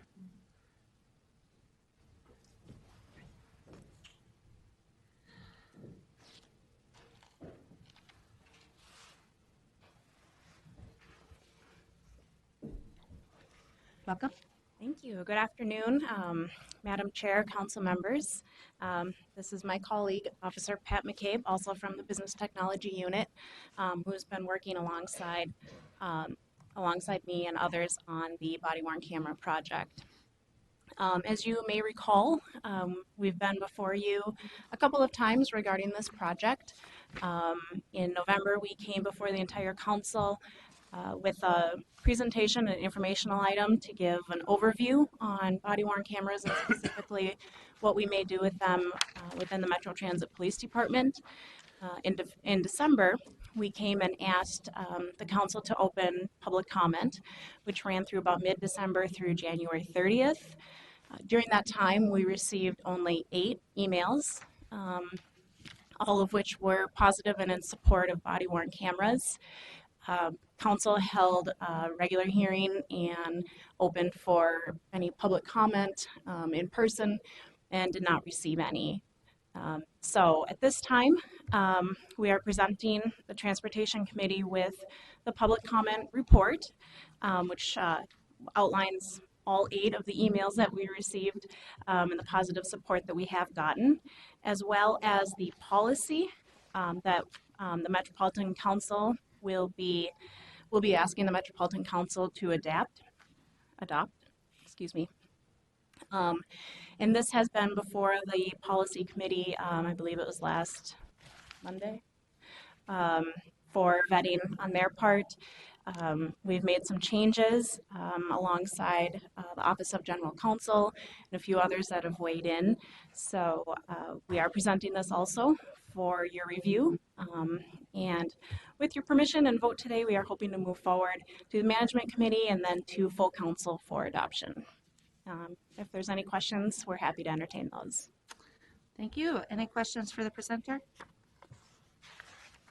As noted, this, it doesn't say it on the business item, but this will be a joint item that will go to the Management Committee as well. So with that, I would entertain a motion to approve business So item. moved. Okay. Motion, is there a second? Second. Any other discussion? All those in favor say aye. Aye. Opposed, nay. Motion carries. Thank you. All right, next we're on to business item 2020-78, same week item, Metro Mobility Demand South Zone Contract. And we have Christine getting here. Welcome. Hello.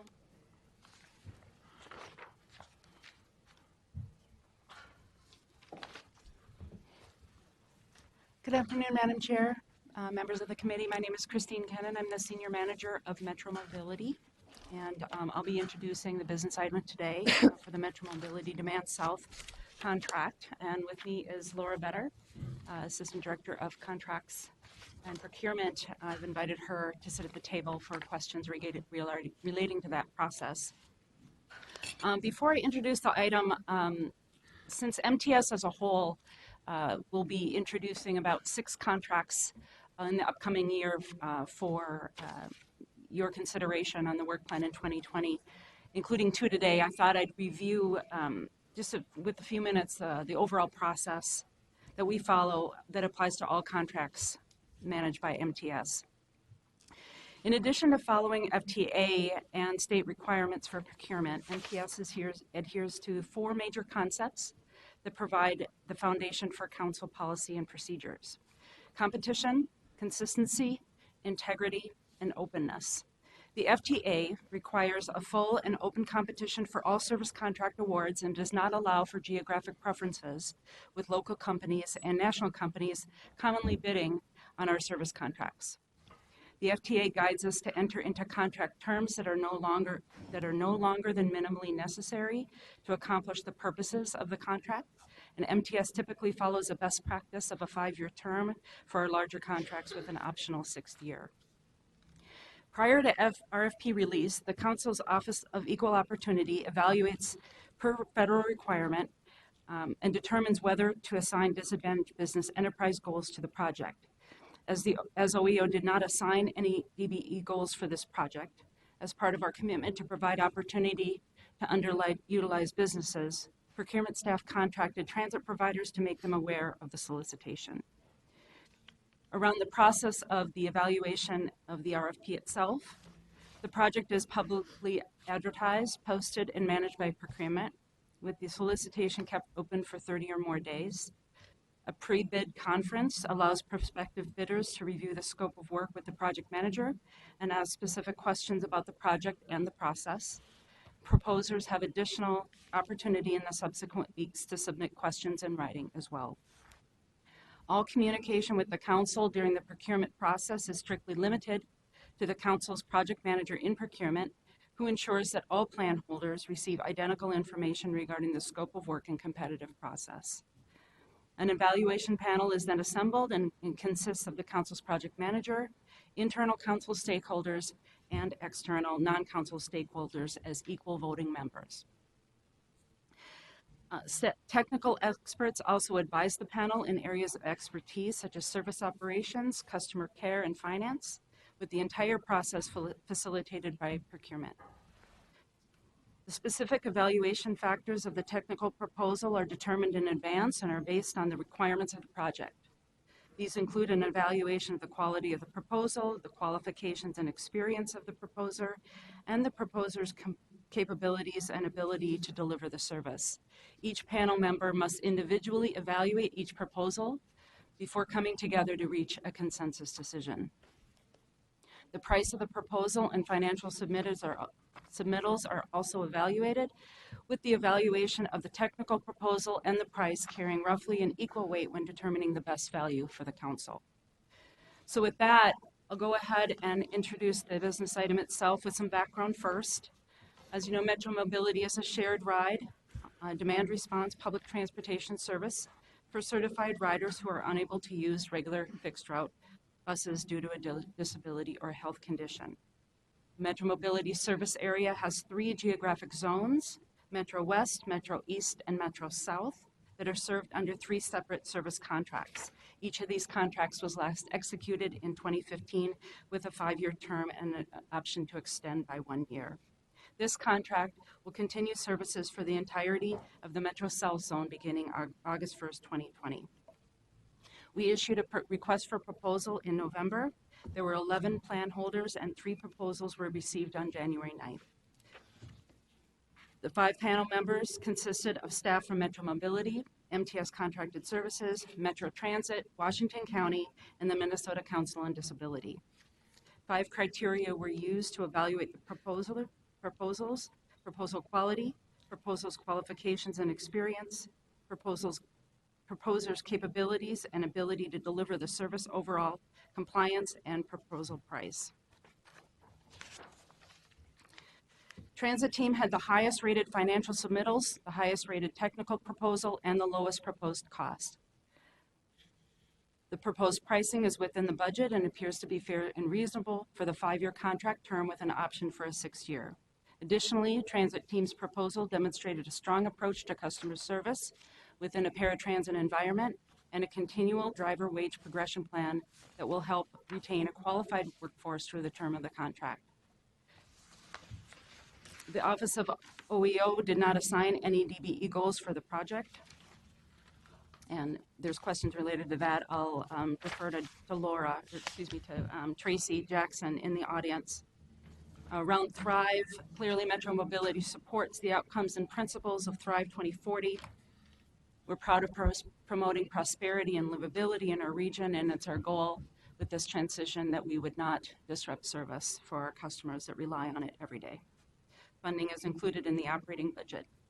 So with that, I'll ask for the proposed action that the Metropolitan Council authorize the regional administrator to negotiate and execute a contract with Transit Team Incorporated to provide Metro Mobility Demand South Zone service from August 1st, 2020 to July 31st, 2025, with an option to extend one additional year in an amount not to exceed $100,778,685.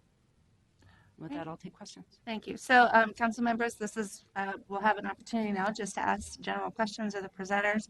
Then we will have the members from the public who wanted to comment come up and each have a couple of minutes. Then we'll be able to move the item and have formal discussion. This could have how I'm thinking we will kind of roll this out a little bit so everyone gets an opportunity to ask their questions. So first, we'll open up the questions to the presenters. Councilmember Atlas Ingebrigtsen. Thank you, Chair. I just want to be really clear about who sets DBE goals and workforce goals. My understanding is it's the project manager's authority that DBE goals are set, or if they are set, that's a conversation that happens with the EOC. If that's incorrect, I'd like to be corrected about that now. Madam Chair, committee member, that is incorrect, and I will defer to Tracy Jackson from the Office of Equal Opportunity.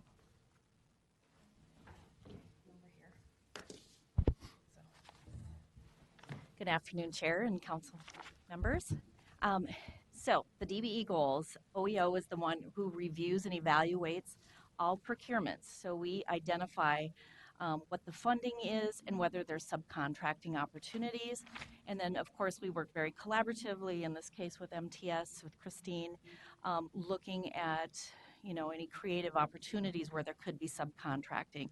In this particular procurement, we've identified that there was no subcontracting opportunities, and that because of the availability, just want to give you an idea, we have 8 DBEs in our directory right now that are transportation related. But keep in mind they're a couple employees with up to 5 vans. Some of them just have 1 van that just would not have the capacity to actually bid on a project at this size. Did that answer your question?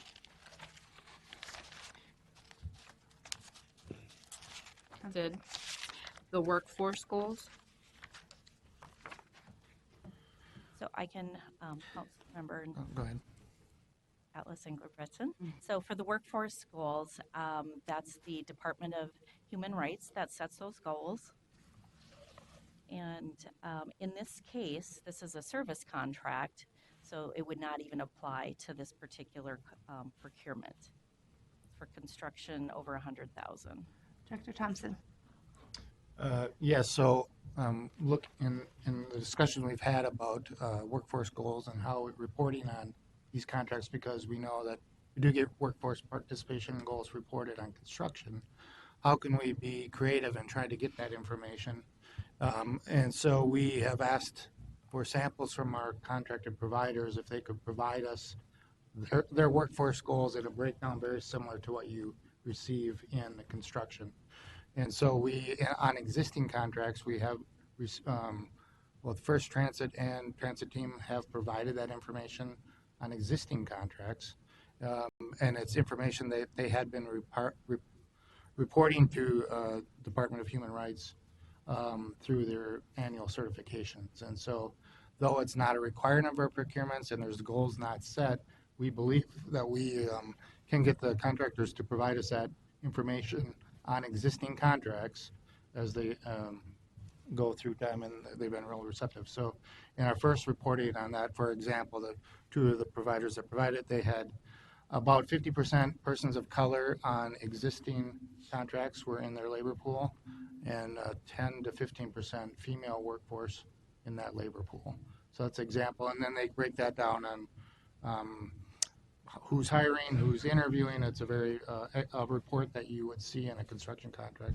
They have been willing to provide that to us on a voluntary basis, but it's not a requirement of our procurements for service contracts. Councilmember Ferguson.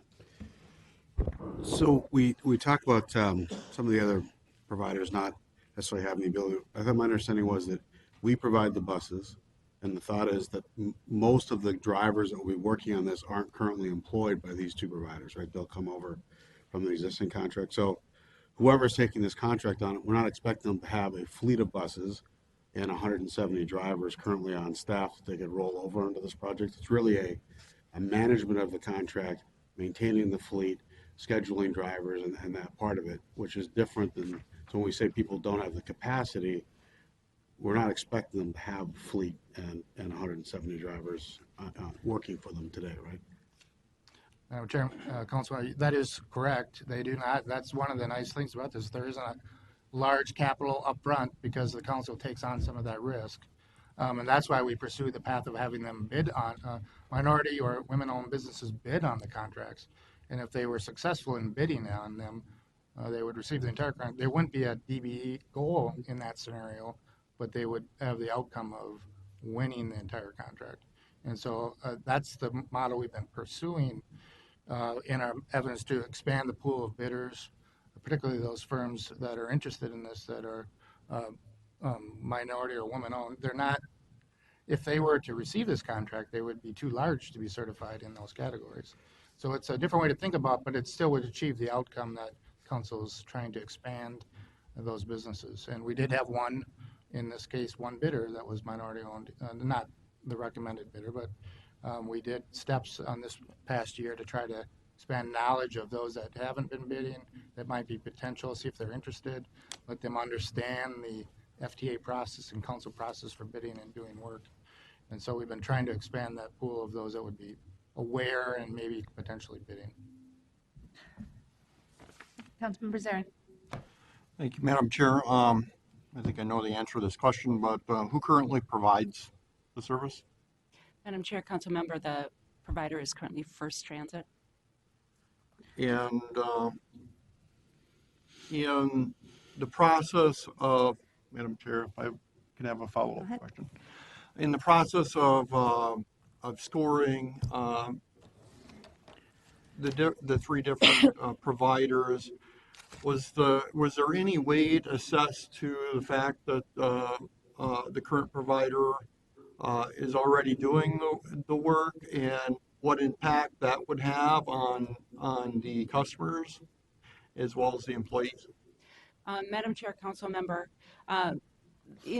because we're committed to an open and fair competitive process, it's important that we don't favor the incumbent when we have a conversation around service delivery and ability to perform the contract. The fact of the matter is both Transit Team and First Transit are proposed well. There are current service providers and performing well for Metro Mobility. So it allows us to have a fair and open competitive process to not favor an incumbent. The transition of contracts is difficult. It is work that we'll be performing, but we're prepared to do that. And we do provide the key infrastructure, the vehicles, and all of the administrative support needed to transition that contract. We've had successful service contract transitions of similar size just within the last year and a half. So while it's discussed, there is no favor for the incumbent. The proposals are evaluated individually, scored individually, and they were ranked as the high. Transit Team was ranked as the highest proposer. Thank you. Councilmember Chambliss. Oh, thank you, Madam Chair. Ms. Coonan, I've got a question, and you talked about the transitioning, whatever the decision is. And I looked at an older document from April 23rd, 2018, Metro Mobility Agency Contract Award, and it contains a transition plan. For example, says provider initiated transition of qualified incumbent drivers. Transit Team estimates will meet 50% or more of need and will offer the same rate of pay and honor seniority of drivers having from existing employer. I think there's a typo in here. Provider recruitment and hiring activities to broaden driver pool as needed and begin training new hire staff. Obviously, the personnel is very key. If there is a transition, we want to make sure that those people who meet the qualifications that are existing drivers have an opportunity to retain those jobs. My understanding is they are full-time jobs, and an impact of not being selected if they have to reapply would be a big hardship. What is the plan, the transition plan? Has that changed from April? Yeah, Madam Chair, committee member, the plan would be roughly similar. There would be an aggressive strategy and timing. You know, we have a critical path with that, being that we are looking to start service on August 1st. And so if this follows, and I would intend that this would follow the same pattern, we would hold weekly meetings where the provider is reporting workforce, that there is opportunity and invitation for incumbent employees to gain new jobs if they so choose with the new contract. It is typical and planned as part of the process.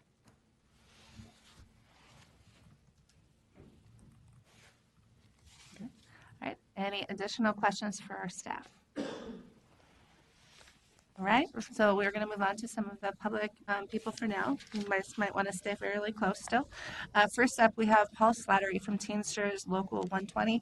And if all of those for the public commenting, keep your comments to about 3 minutes, please. I'm sure that mine will be short. I do have a handout I wanted to give. These are the meeting minutes from the April 2018 meeting when we transitioned the agency drivers. And if you could, I don't know if Recording Secretary, if you could pull that up, the meeting minutes from April of 2018. You don't have that ability? No. I just want to hand these out because I'm just going to make reference to it, and I'll go through my testimony. It'll be quick, and then I'll open it up for questions. I also want to introduce Gerald Paulson. He's here from the community. He uses the Metro Mobility services. Mark Place is one of our drivers out of the Burnsville location, and our business agent, Virgil Stockton, is here too. Madam Chair and members of the Transportation Committee, I'm nervous. My name is Paul Slattery. Nervous. We don't bite. I'm the Director of Politics and Organizing for the Teamsters Union, Local 120. This is my third time to come before this committee within the last 2 years to speak in opposition of a business item. The first time was on April 9th, 2018, to speak in opposition of business item 2018-86 concerning the agency contract, and that's where you have the meeting minutes from. There was another time that I raised a question about a no-bid contract that was given to Metropolitan Transportation Network. I took issue with that. I brought it up to the council, but I lost that fight too. So I'm 0 for 2, but I'm back here again because I will not just stand by it and let this stuff happen and have our members be affected. I'm here today to speak about my concerns about business item number 2020-78. The issues I'll raise about the South Zone Demand Metro Mobility contract are the same issues I raised about the agency contract in 2018. They are driver retention, driver continuity, and the relationships that these drivers have with the vulnerable adults that they serve.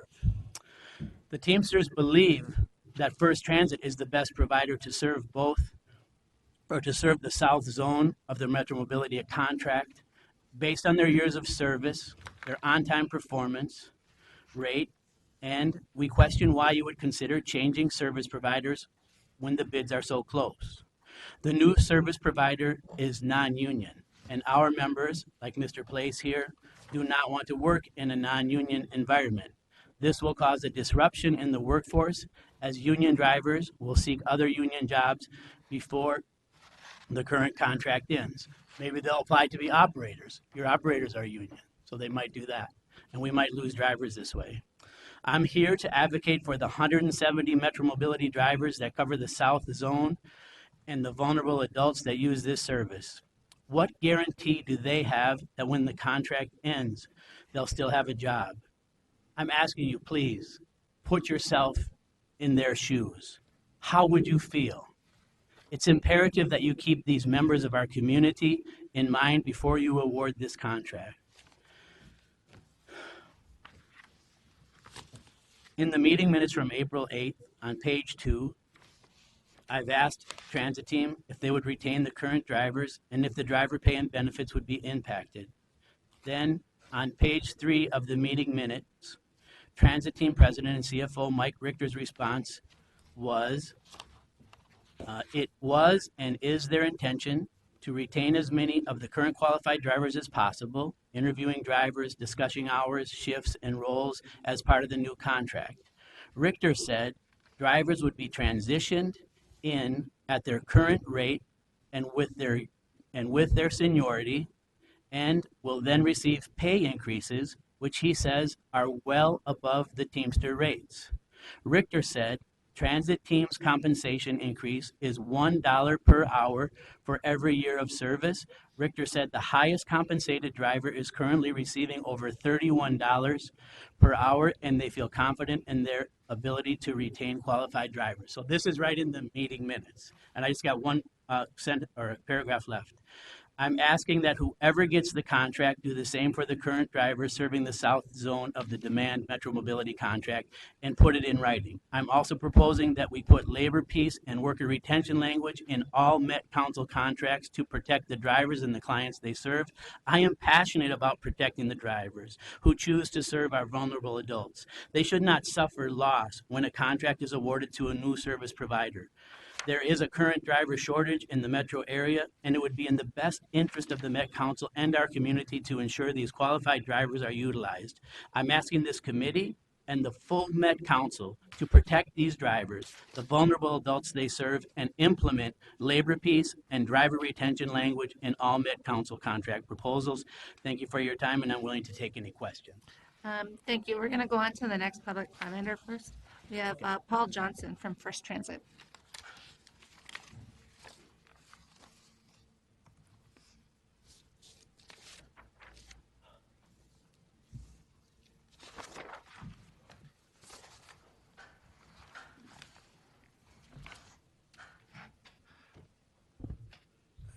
Good afternoon, Madam Speaker, Committee. I appreciate the chance of speaking with you today. My name is Paul Johnson. I'm the General Manager with First Transit, the current provider for the Metro Mobility South Zone. First Transit in the Twin Cities has been a partner with the Met Council for over 30 years. We've proven ourselves as a company that's very dependable, responsive, and we're also a trusted member of the Twin Cities community. Many of our regional leaders and managers like myself live in our service areas, and these are not just our riders, they're our neighbors, our friends, and people we work with. I started with the South Zone nearly 5 years ago when the zone was created in 2015, and I have focused my team's energy and resources from day one on providing the best possible service to our riders. I'm very disappointed that despite our hard work and focus on refinement of our service delivery over the last 5 years, to hear that staff has recommended that the service be awarded to a different provider, not regarding my nearly 220 employees that work at my location in Burnsville. Instead, these committed members of the community, my drivers, call takers, dispatchers, and office staff, might be displaced only due to a roughly 2% price difference in this bid. To guarantee that the new South Zone would be effective in 2015 when it started, First Transit invested a little over $1.1 million to ensure that we gave our staff and drivers a workplace that was positive and would foster long-term success both for our employees and also the Metro Mobility riders that we serve. 2015 saw major service changes like onboard time changes, appointment time monitoring, and reduced reservations hold times. Through all of these changes, we have collaborated with the Met Council and we have ensured that best practices were created and also follow up on that they resulted in improved ridership experiences. We regularly work with the Met Council, Metro Mobility staff, and project admins like Greg, Susan, and Mike all know how well our operation is run and the level of care and commitment that my people put into their work every day. My team's commitment has been unwavering since day one to provide the best service possible and to continuously learn and grow with this service. Why would we allow our dedicated and experienced drivers to continue supporting our shared mission with Metro Mobility? My current employees have their heart and soul into this service. They're not just riders, they're people we live with nearby, our neighbors. We have proven our commitment to not only providing quality service, but also continuing to improve service for the future. Taking the work from the current company, First Transit, whose service is currently at high quality, rather than working in partnership with this company, First Transit, defies our reason and well-rounded best practice in business. The riders we serve daily deserve a more measured approach to give them the service that they deserve and they currently enjoy, rather than creating unnecessary risk. I'm extremely proud of the efforts that my staff puts in every day in delivering excellent, safe, and dependable service for our Metro Mobility riders. I really appreciate my people, and I appreciate the strong working relationships we've created with the Met Council and Metro Mobility over the years. My people and I care deeply about this service and successful delivery thereof and the riders that we serve. We're asking the Transportation Committee to take another review of this recommendation and consider the significant message that this delivers. Thanks. Thank you. Our next speaker is Mike Richter from Transit Team.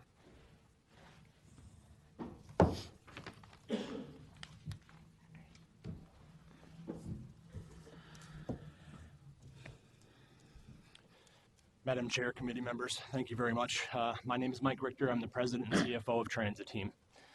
I again feel like this is a bit of deja vu. We were in fact here talking about very similar issues in April of 2018 when we were awarded the Metro Mobility Agency Service contract. The rationale behind that award was Transit Team had the highest rated financial submittals, the highest rated technical proposal, and the lowest proposed cost. Similar to the award or the rationale behind the award here. That startup went very smooth. We hired 100 plus drivers in a 5-month period. First Transit, the entirety of the concern in 2018 was around the drivers losing their jobs. Hundreds of drivers were going to lose their jobs.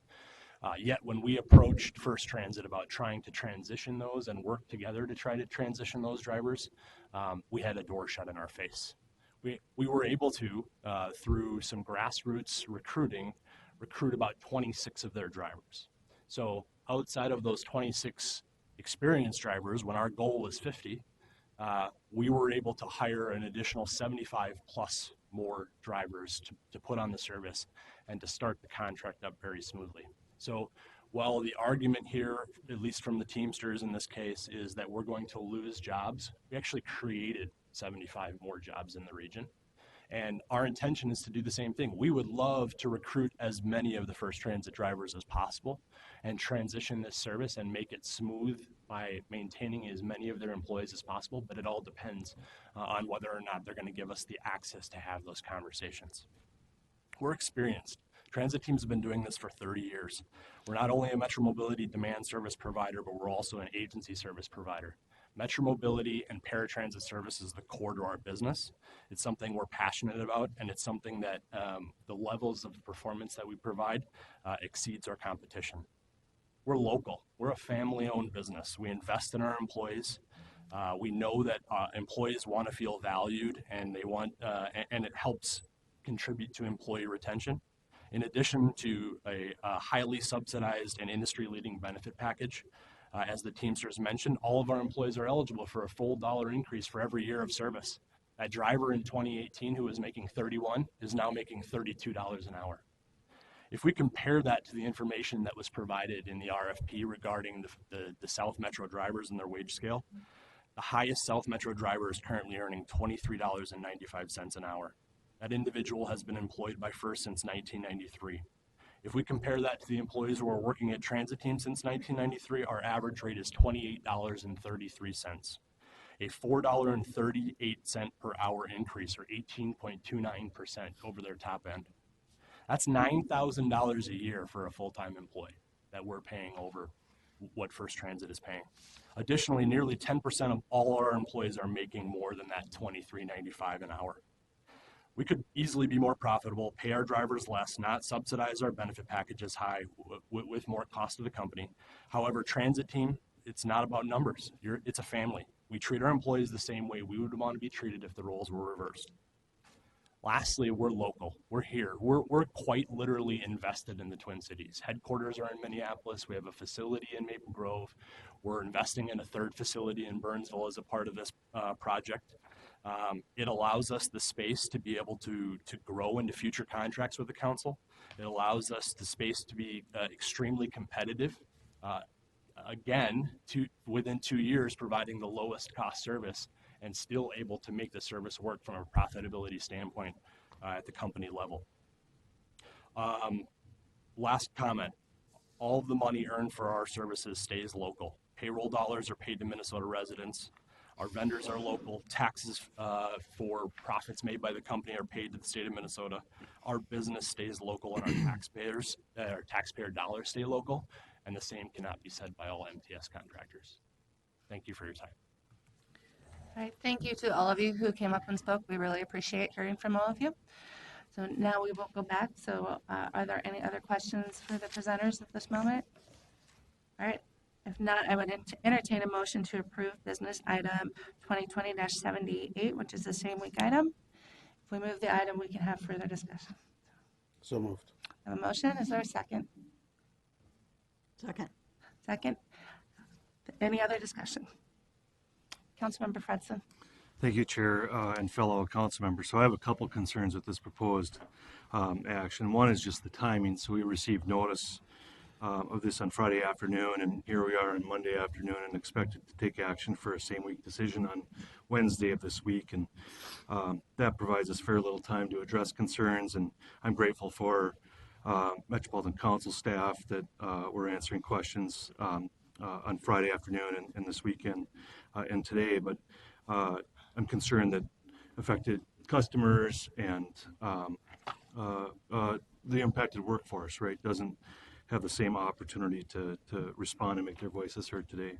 But most of all, I'm concerned about the potential disruption to the service that we're providing. The disruptions to service was not considered in the panel's recommendation. And according to MTS staff, so these service providers, the drivers, they have good relationships with their customers. They know the service, they know the routes, and they have a proven track record, 5 years or more.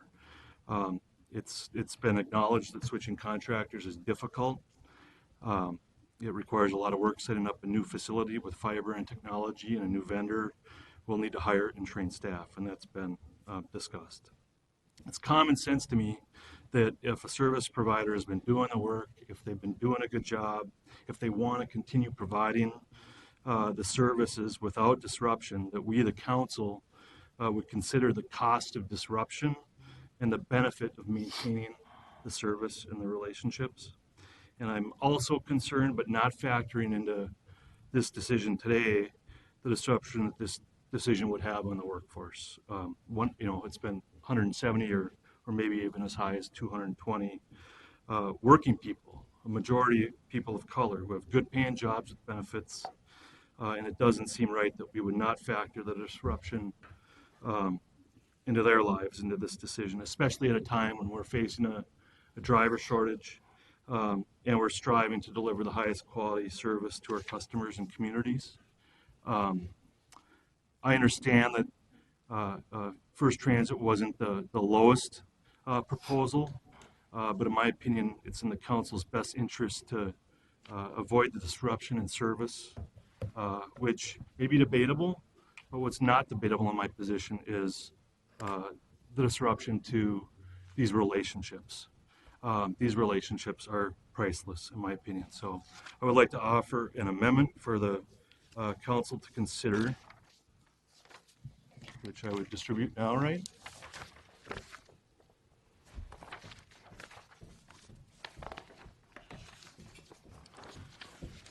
So, Madam Chair, I'd move to amend the proposed action for business item 2020-78, same week, by striking Transit Team Incorporated and insert First Transit in its place, and by striking $100,778,685 and inserting $116,422,094 in its place.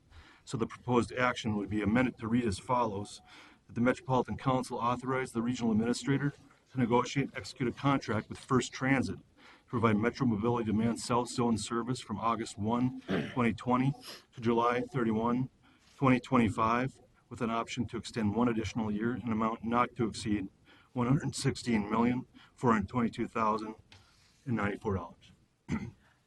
So we have an amendment to the motion, so we will first take action on the amendment. So is there a second for the Second. amendment? There's a second, so now we're going to discuss the amendment. So discussion on the amendment? Well, the discussion, Madam Chair, if I could, I think in the testimony that we heard today, it's clear that the First Transit employees don't want to work for the first team, that's for the transit team. They weren't able to retain the employees and bring them over. So I'm in favor of retaining First Transit for this contract, and because of the things mentioned by Fredson, is that this would have an impact on our customers. There's a transition there, and it's going to have a continued impact on the customers because we're not going to be able to retain the employees that have been providing the service, and there's no guarantee that we're going to be able to reconnect them to employment. All right, additional questions? I have a question for Christine. First of all, was service considered in the contract review? Yes, Madam Chair, it was. One of the factors of consideration was the ability to deliver the service and overall compliance with the requirements for the proposal. So it definitely was. To clarify my earlier comment, I think I was answering the question about whether or not the service transition was considered, and I answered it in context of the ability to favor the incumbent as a result. And just to clarify my answer, it was discussed in that context. Certainly, the ability to deliver the service was an evaluation factor for the panel, and transit team did come out on top with the overall evaluation of that proposal. Councilmember Chambliss? I'm confused. So you're saying that service factored in, but you didn't want it to be connected to the incumbent. How are those two connected? Madam Chair, member of the committee, forgive me if I'm not explaining this well. It's clearly the ability to transition the service and the capacity of the proposers to do that is very much considered. The impact that would have if we were to favor an incumbent in order to lessen that burden is not something we're allowed to consider, because we can't favor the incumbent in the competitive bid process. The tenet of contracting service contracts like this is there could be a potential of turnover, and so we are looking at the ability of the proposer to transition that contract versus favoring the incumbent per se. Was that what you meant by your question? Yes, that service can be transitioned fairly quickly and seamlessly. We've seen it done. And Director Thompson. Okay. Madam Chair, maybe if you could clarify what we ask of them in their proposal, if they're not the incumbent, what they have to propose in a proposal for transition of. Thank you. There was a startup plan required as part of the proposal that was evaluated. Their hiring and retention strategy that was evaluated. Their ability to acquire facility, start up that facility, hire management, supervisor team that they had proposed, put them in place. All of that was specified in the requirements and proposed by all the proposers and evaluated. So what I think I'm hearing you say is that you're just focusing in on service against service, and that's it. focusing on the ability to deliver the service as it's required in the contract, including the startup plan, to transition that service and begin it. That was definitely considered and required as in the RFP solicitation. Okay. Councilmember Ferguson? So just, as I look at this, we're suggesting that we're going to spend $16 million more, and it sounds like the workers are going to get paid less, so which means a lot more profit for the company, which, one, that on its face doesn't seem to make sense, given that what we just heard that the new companies is generally pays more for a lot of their employees.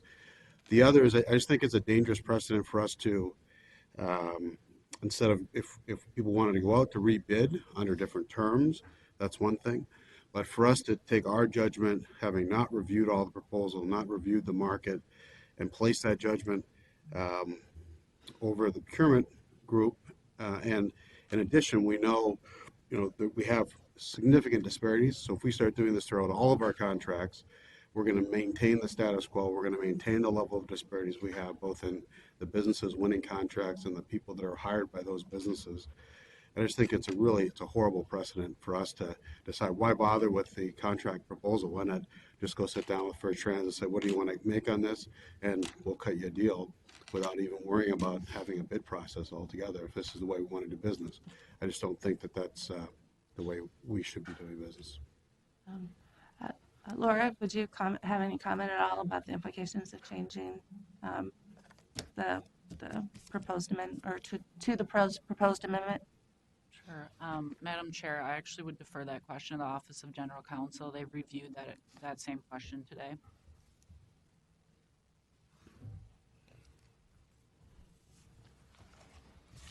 Madam Chair, members of the committee, we did talk about these things, and one thing we look to when we do procurements like this is whether the council is complying with FDA guidance and regulations on procurements. Not only because of the future commitment of federal money, but because if we also get in the future as well, that we have to be FDA compliant in order to use and have FDA assistance for our projects. And that's one of the reasons why the FDA says it has to be an open and fair competition, and it has to be equally accessible to any responsive proposer or bidder. They have to have a fair opportunity to compete. Thank you. Councilmember Cummings. Thank you, Madam Chair. The evaluation panel, was this a unanimous recommendation? Madam Chair, members of the committee, yes, it was. Thank you. Additional questions? I had a question for the statement. Okay. I just want to share that I'll be voting no on the amendment, also be voting no on the entire project. I shared earlier this summer and earlier today, just as a reminder for me, having information about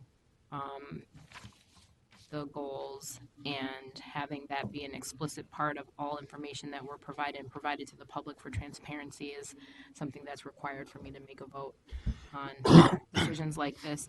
I also want to just share to that end my support for making sure we have equity and growing diversity in our workforces and teams and those that we're doing business with, and my support for the value and the tremendous importance that unions have played in our positive workplaces and all the benefits that we benefit from daily. And I hope we can find positive ways to move forward on both of those issues.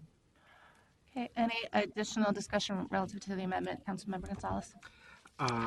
Just a question / statement is regarding whether the customers were asked their opinion about whether or not they were satisfied with the current service. I mean, we just had a member of the public about an hour ago express her experience with some of our services. I will suggest that customer feedback should be as important as any other criteria that we use in evaluating our contracts. And I don't know if that question was asked or if our customers were asked to give their feedback on the level of satisfaction with the current service in this particular case. If I may, I just want, so our TAC representative here was, so one of the people who was on of the review committee was from the Council on Disability, which is what you participate in. And I'm sure, I don't know if you had any insight into the process or. Well, as it pertains to details, I'd like to defer to Christine. I realize that, thank you for recognizing me. I'm not a voting member of this body, so unless I'm recognized by the body, I cannot talk during an amendment that's on the floor. That's not true? Okay, whatever. So my day job as the ADA director of the Council on Disability and an individual who has a disability, I'm not Metro Mobility qualified, but I have a non-apparent disability, are the reason our role is to be representative of folks with disabilities in the entire state. Again, this is the hat I wear for my day job, not for my TAC role. There is clearly some overlap there. I appreciate Committee Member Gonzalez's point. I think that is the most important point, and it didn't come up until, you know, tidbits here and there through the discussion, but towards the end of the discussion, did it actually come up as, you know, who did ask the people? We have a saying in our community: "Nothing about us without us." That is essentially what drives my day job, the Council on Disabilities role. Is we spend a lot of time making sure that bureaucracy takes folks with disabilities into consideration, that the private sector does, and that there's also a culture change to reiterate the previous committee member, who I don't know your name, so I will not say that, but we love to have disability be included in the equity discussion, and that's one of our main goals as a state agency. I try to bring that to my role as TAC chair, and I definitely did bring that to the selection process. Again, I don't think I can discuss details about what we did, but I can say that your question, Committee Member Cummings, was about unanimous. It was not hard to reach that decision. Thank you, and I appreciate, I just want to recognize that our staff is very, they're cognizant of the need to have the voice of the customer as part of the discussion.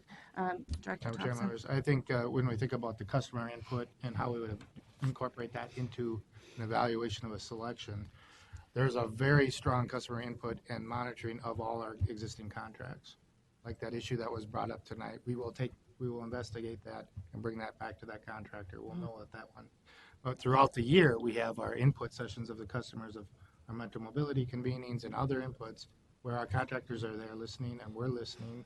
And we also have very clear performance measures that are customer driven and customer focused that allows us to, we know what's important for our customers and good service, and we put those into the contract and monitor the performance of that contract.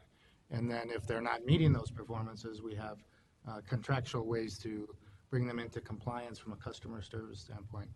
I would say though, there's having customer feedback about the contractors in the evaluation could be a challenge because the customers can only provide feedback on contractors that we have in the region. Mm-hmm. So that could imbalance whether we have a new vendor that came into that the customers were not familiar with or had not experienced, they wouldn't be able to provide feedback or customer comments on that. So we'd have to think through what, if we're not getting the right customer input into design of the procurements, that's one thing, but scoring an evaluation based on customer feedback of the individual contractor could be a challenge in the fair competition guidelines, but it's something we'd have to look into more further. Yep. Councilmember Chambliss. Yeah, I just want to say that I think it's really important to have our processes be done in such a way that it has integrity and that we can hold the people that are responsible for the process accountable. That includes a fair opportunity to compete. It includes the staff execution of our policy and our procedures, and also the committees that are supporting the council. And we have to trust that, and we have to hold people accountable to do the right thing, and that they're going to do their job, do and execute their jobs right, and have the ability to improve where we need to improve, whether it's for our customer service, whether it's for how we do our hiring and retention, our transition plans. That is really crucial for me. If we just kind of let that go, then I'm going to have a hard time, living with myself and the decisions that I make. And I think as a council, we really need to take that into consideration. And because of that, and I will not be voting on the amendment that is before me. I won't be voting yes for it. Okay. Sorry. Wait a second. There's a lot of things on fire, so I got it right. We could certainly request to, at some point, to have staff come back and talk about the transition, because we will have other contracts that come before us like this, and that would be actually, I think, helpful just as a learning experience. Councilmember Fredson. Thank you, Chair. I would just add, I feel like there has been a very open and fair process, and it's led to this recommendation. I think for me, it boils down to, this council has the ability and duty to make a decision on what it feels is the best interest of the council. And in this case, for me, it all boils down to relationships. Yeah. All right. Any other discussion on the amendment? All right. If not, we've already had a motion and a second. So this is a vote on the amendment. All those in favor of the amendment as offered by Councilmember Fredson, say aye. Aye. All those opposed? No. No. And the motion doesn't carry. So we're back to the original motion. We had a motion and a second on the original on the business item. Is there any other discussion on that? If not, I would entertain then all in favor, just please say aye. Aye. Aye. Opposed? Nay? Nay. Nay. So that was against the contract. Yes. Okay. You got everybody? We call for a divisional vote. Exactly. Thank you. Can we please, all those who voted in favor of business item 2020-78, say we. There you go. All those opposed? Thank you very much. Just wanted to make sure. I wasn't sure I heard everybody, so thank you. Motion Chair, carries. I didn't see your vote. Could you? I put 4. 4. Okay. Yes. Thank you. Very good. Thank you all. I appreciate it. And again, I do appreciate all of those that came out to speak tonight. It is really helpful for us to hear from different sides. So thank you very much. Next, we're on to business item 2020-79, also a same week item. It's St. Paul and Anoka County Transit Service. We have John.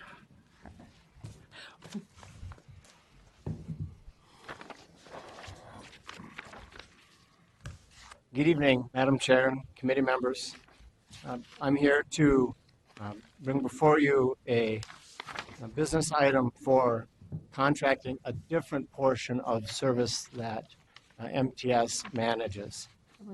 This is part of our regular route service, and the role of contracted service in the regular route arena is primarily to contract out those routes that are lower in productivity, so a little bit lower ridership routes, and those routes can be operated in vehicles that are smaller than the standard 40-foot transit bus that is operated by Metro Transit. And we usually then operate in the contract environment in a little bit lower cost arena. So these routes are operated with this lower cost in the contracted world, where we wouldn't be able to sustain that service under the Metro Transit, the Met Council cost structure. Specifically, this service includes 6 routes.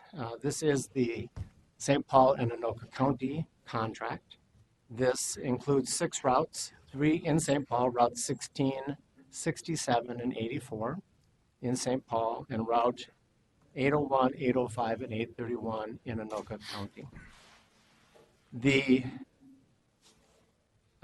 advertisement, the RFP was issued on December 27th of 2019.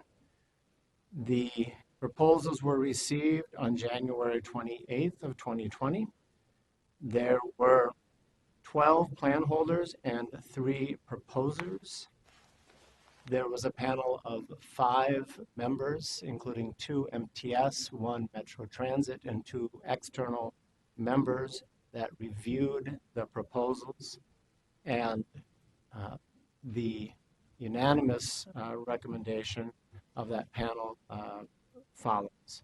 I do want to make a couple of additional comments before I get to the proposed action, and that is that this contract was procured under federal guidelines, which means 2 things. Well, primarily the point under the federal guidelines is that we did an independent cost estimate before we released the RFP. And the proposer certainly came in under that independent cost estimate.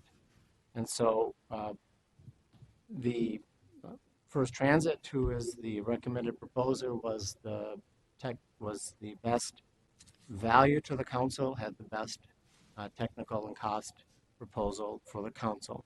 So with that, I recommend that the Metropolitan Council authorize the regional administrator to negotiate and execute a contract with First Transit Incorporated to provide regular route transit service under the St. Paul and Anoka County Contract 19P363 from June 14, 2020 through June 30, 2025 in an amount not to exceed $27,095,290.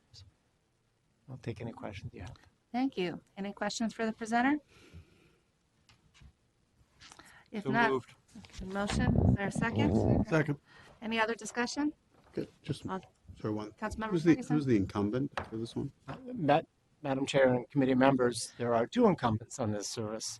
The first 3 routes that I mentioned, Route 16, 67, and 84, are currently, well, 3 incumbents to be honest with you. Route 16 and 84 are currently operated by MTN, Metropolitan Transportation Network. Route 67 is currently operated by Metro Transit, and that will move into our contracted arena with this contract. Routes 801, 805, and 831 are operated by First Transit. And that contract by them is held through Anoka County. Currently, we have an intergovernmental agreement with Anoka County. So it's a mix of service. We're all going to consolidate this into a single contract for ease of management, so on. Thank you. Additional questions? Any other discussion? All right. All those in favor say aye. Aye. Opposed, nay. Motion Nay. carries. Okay, thank you. Motion carries.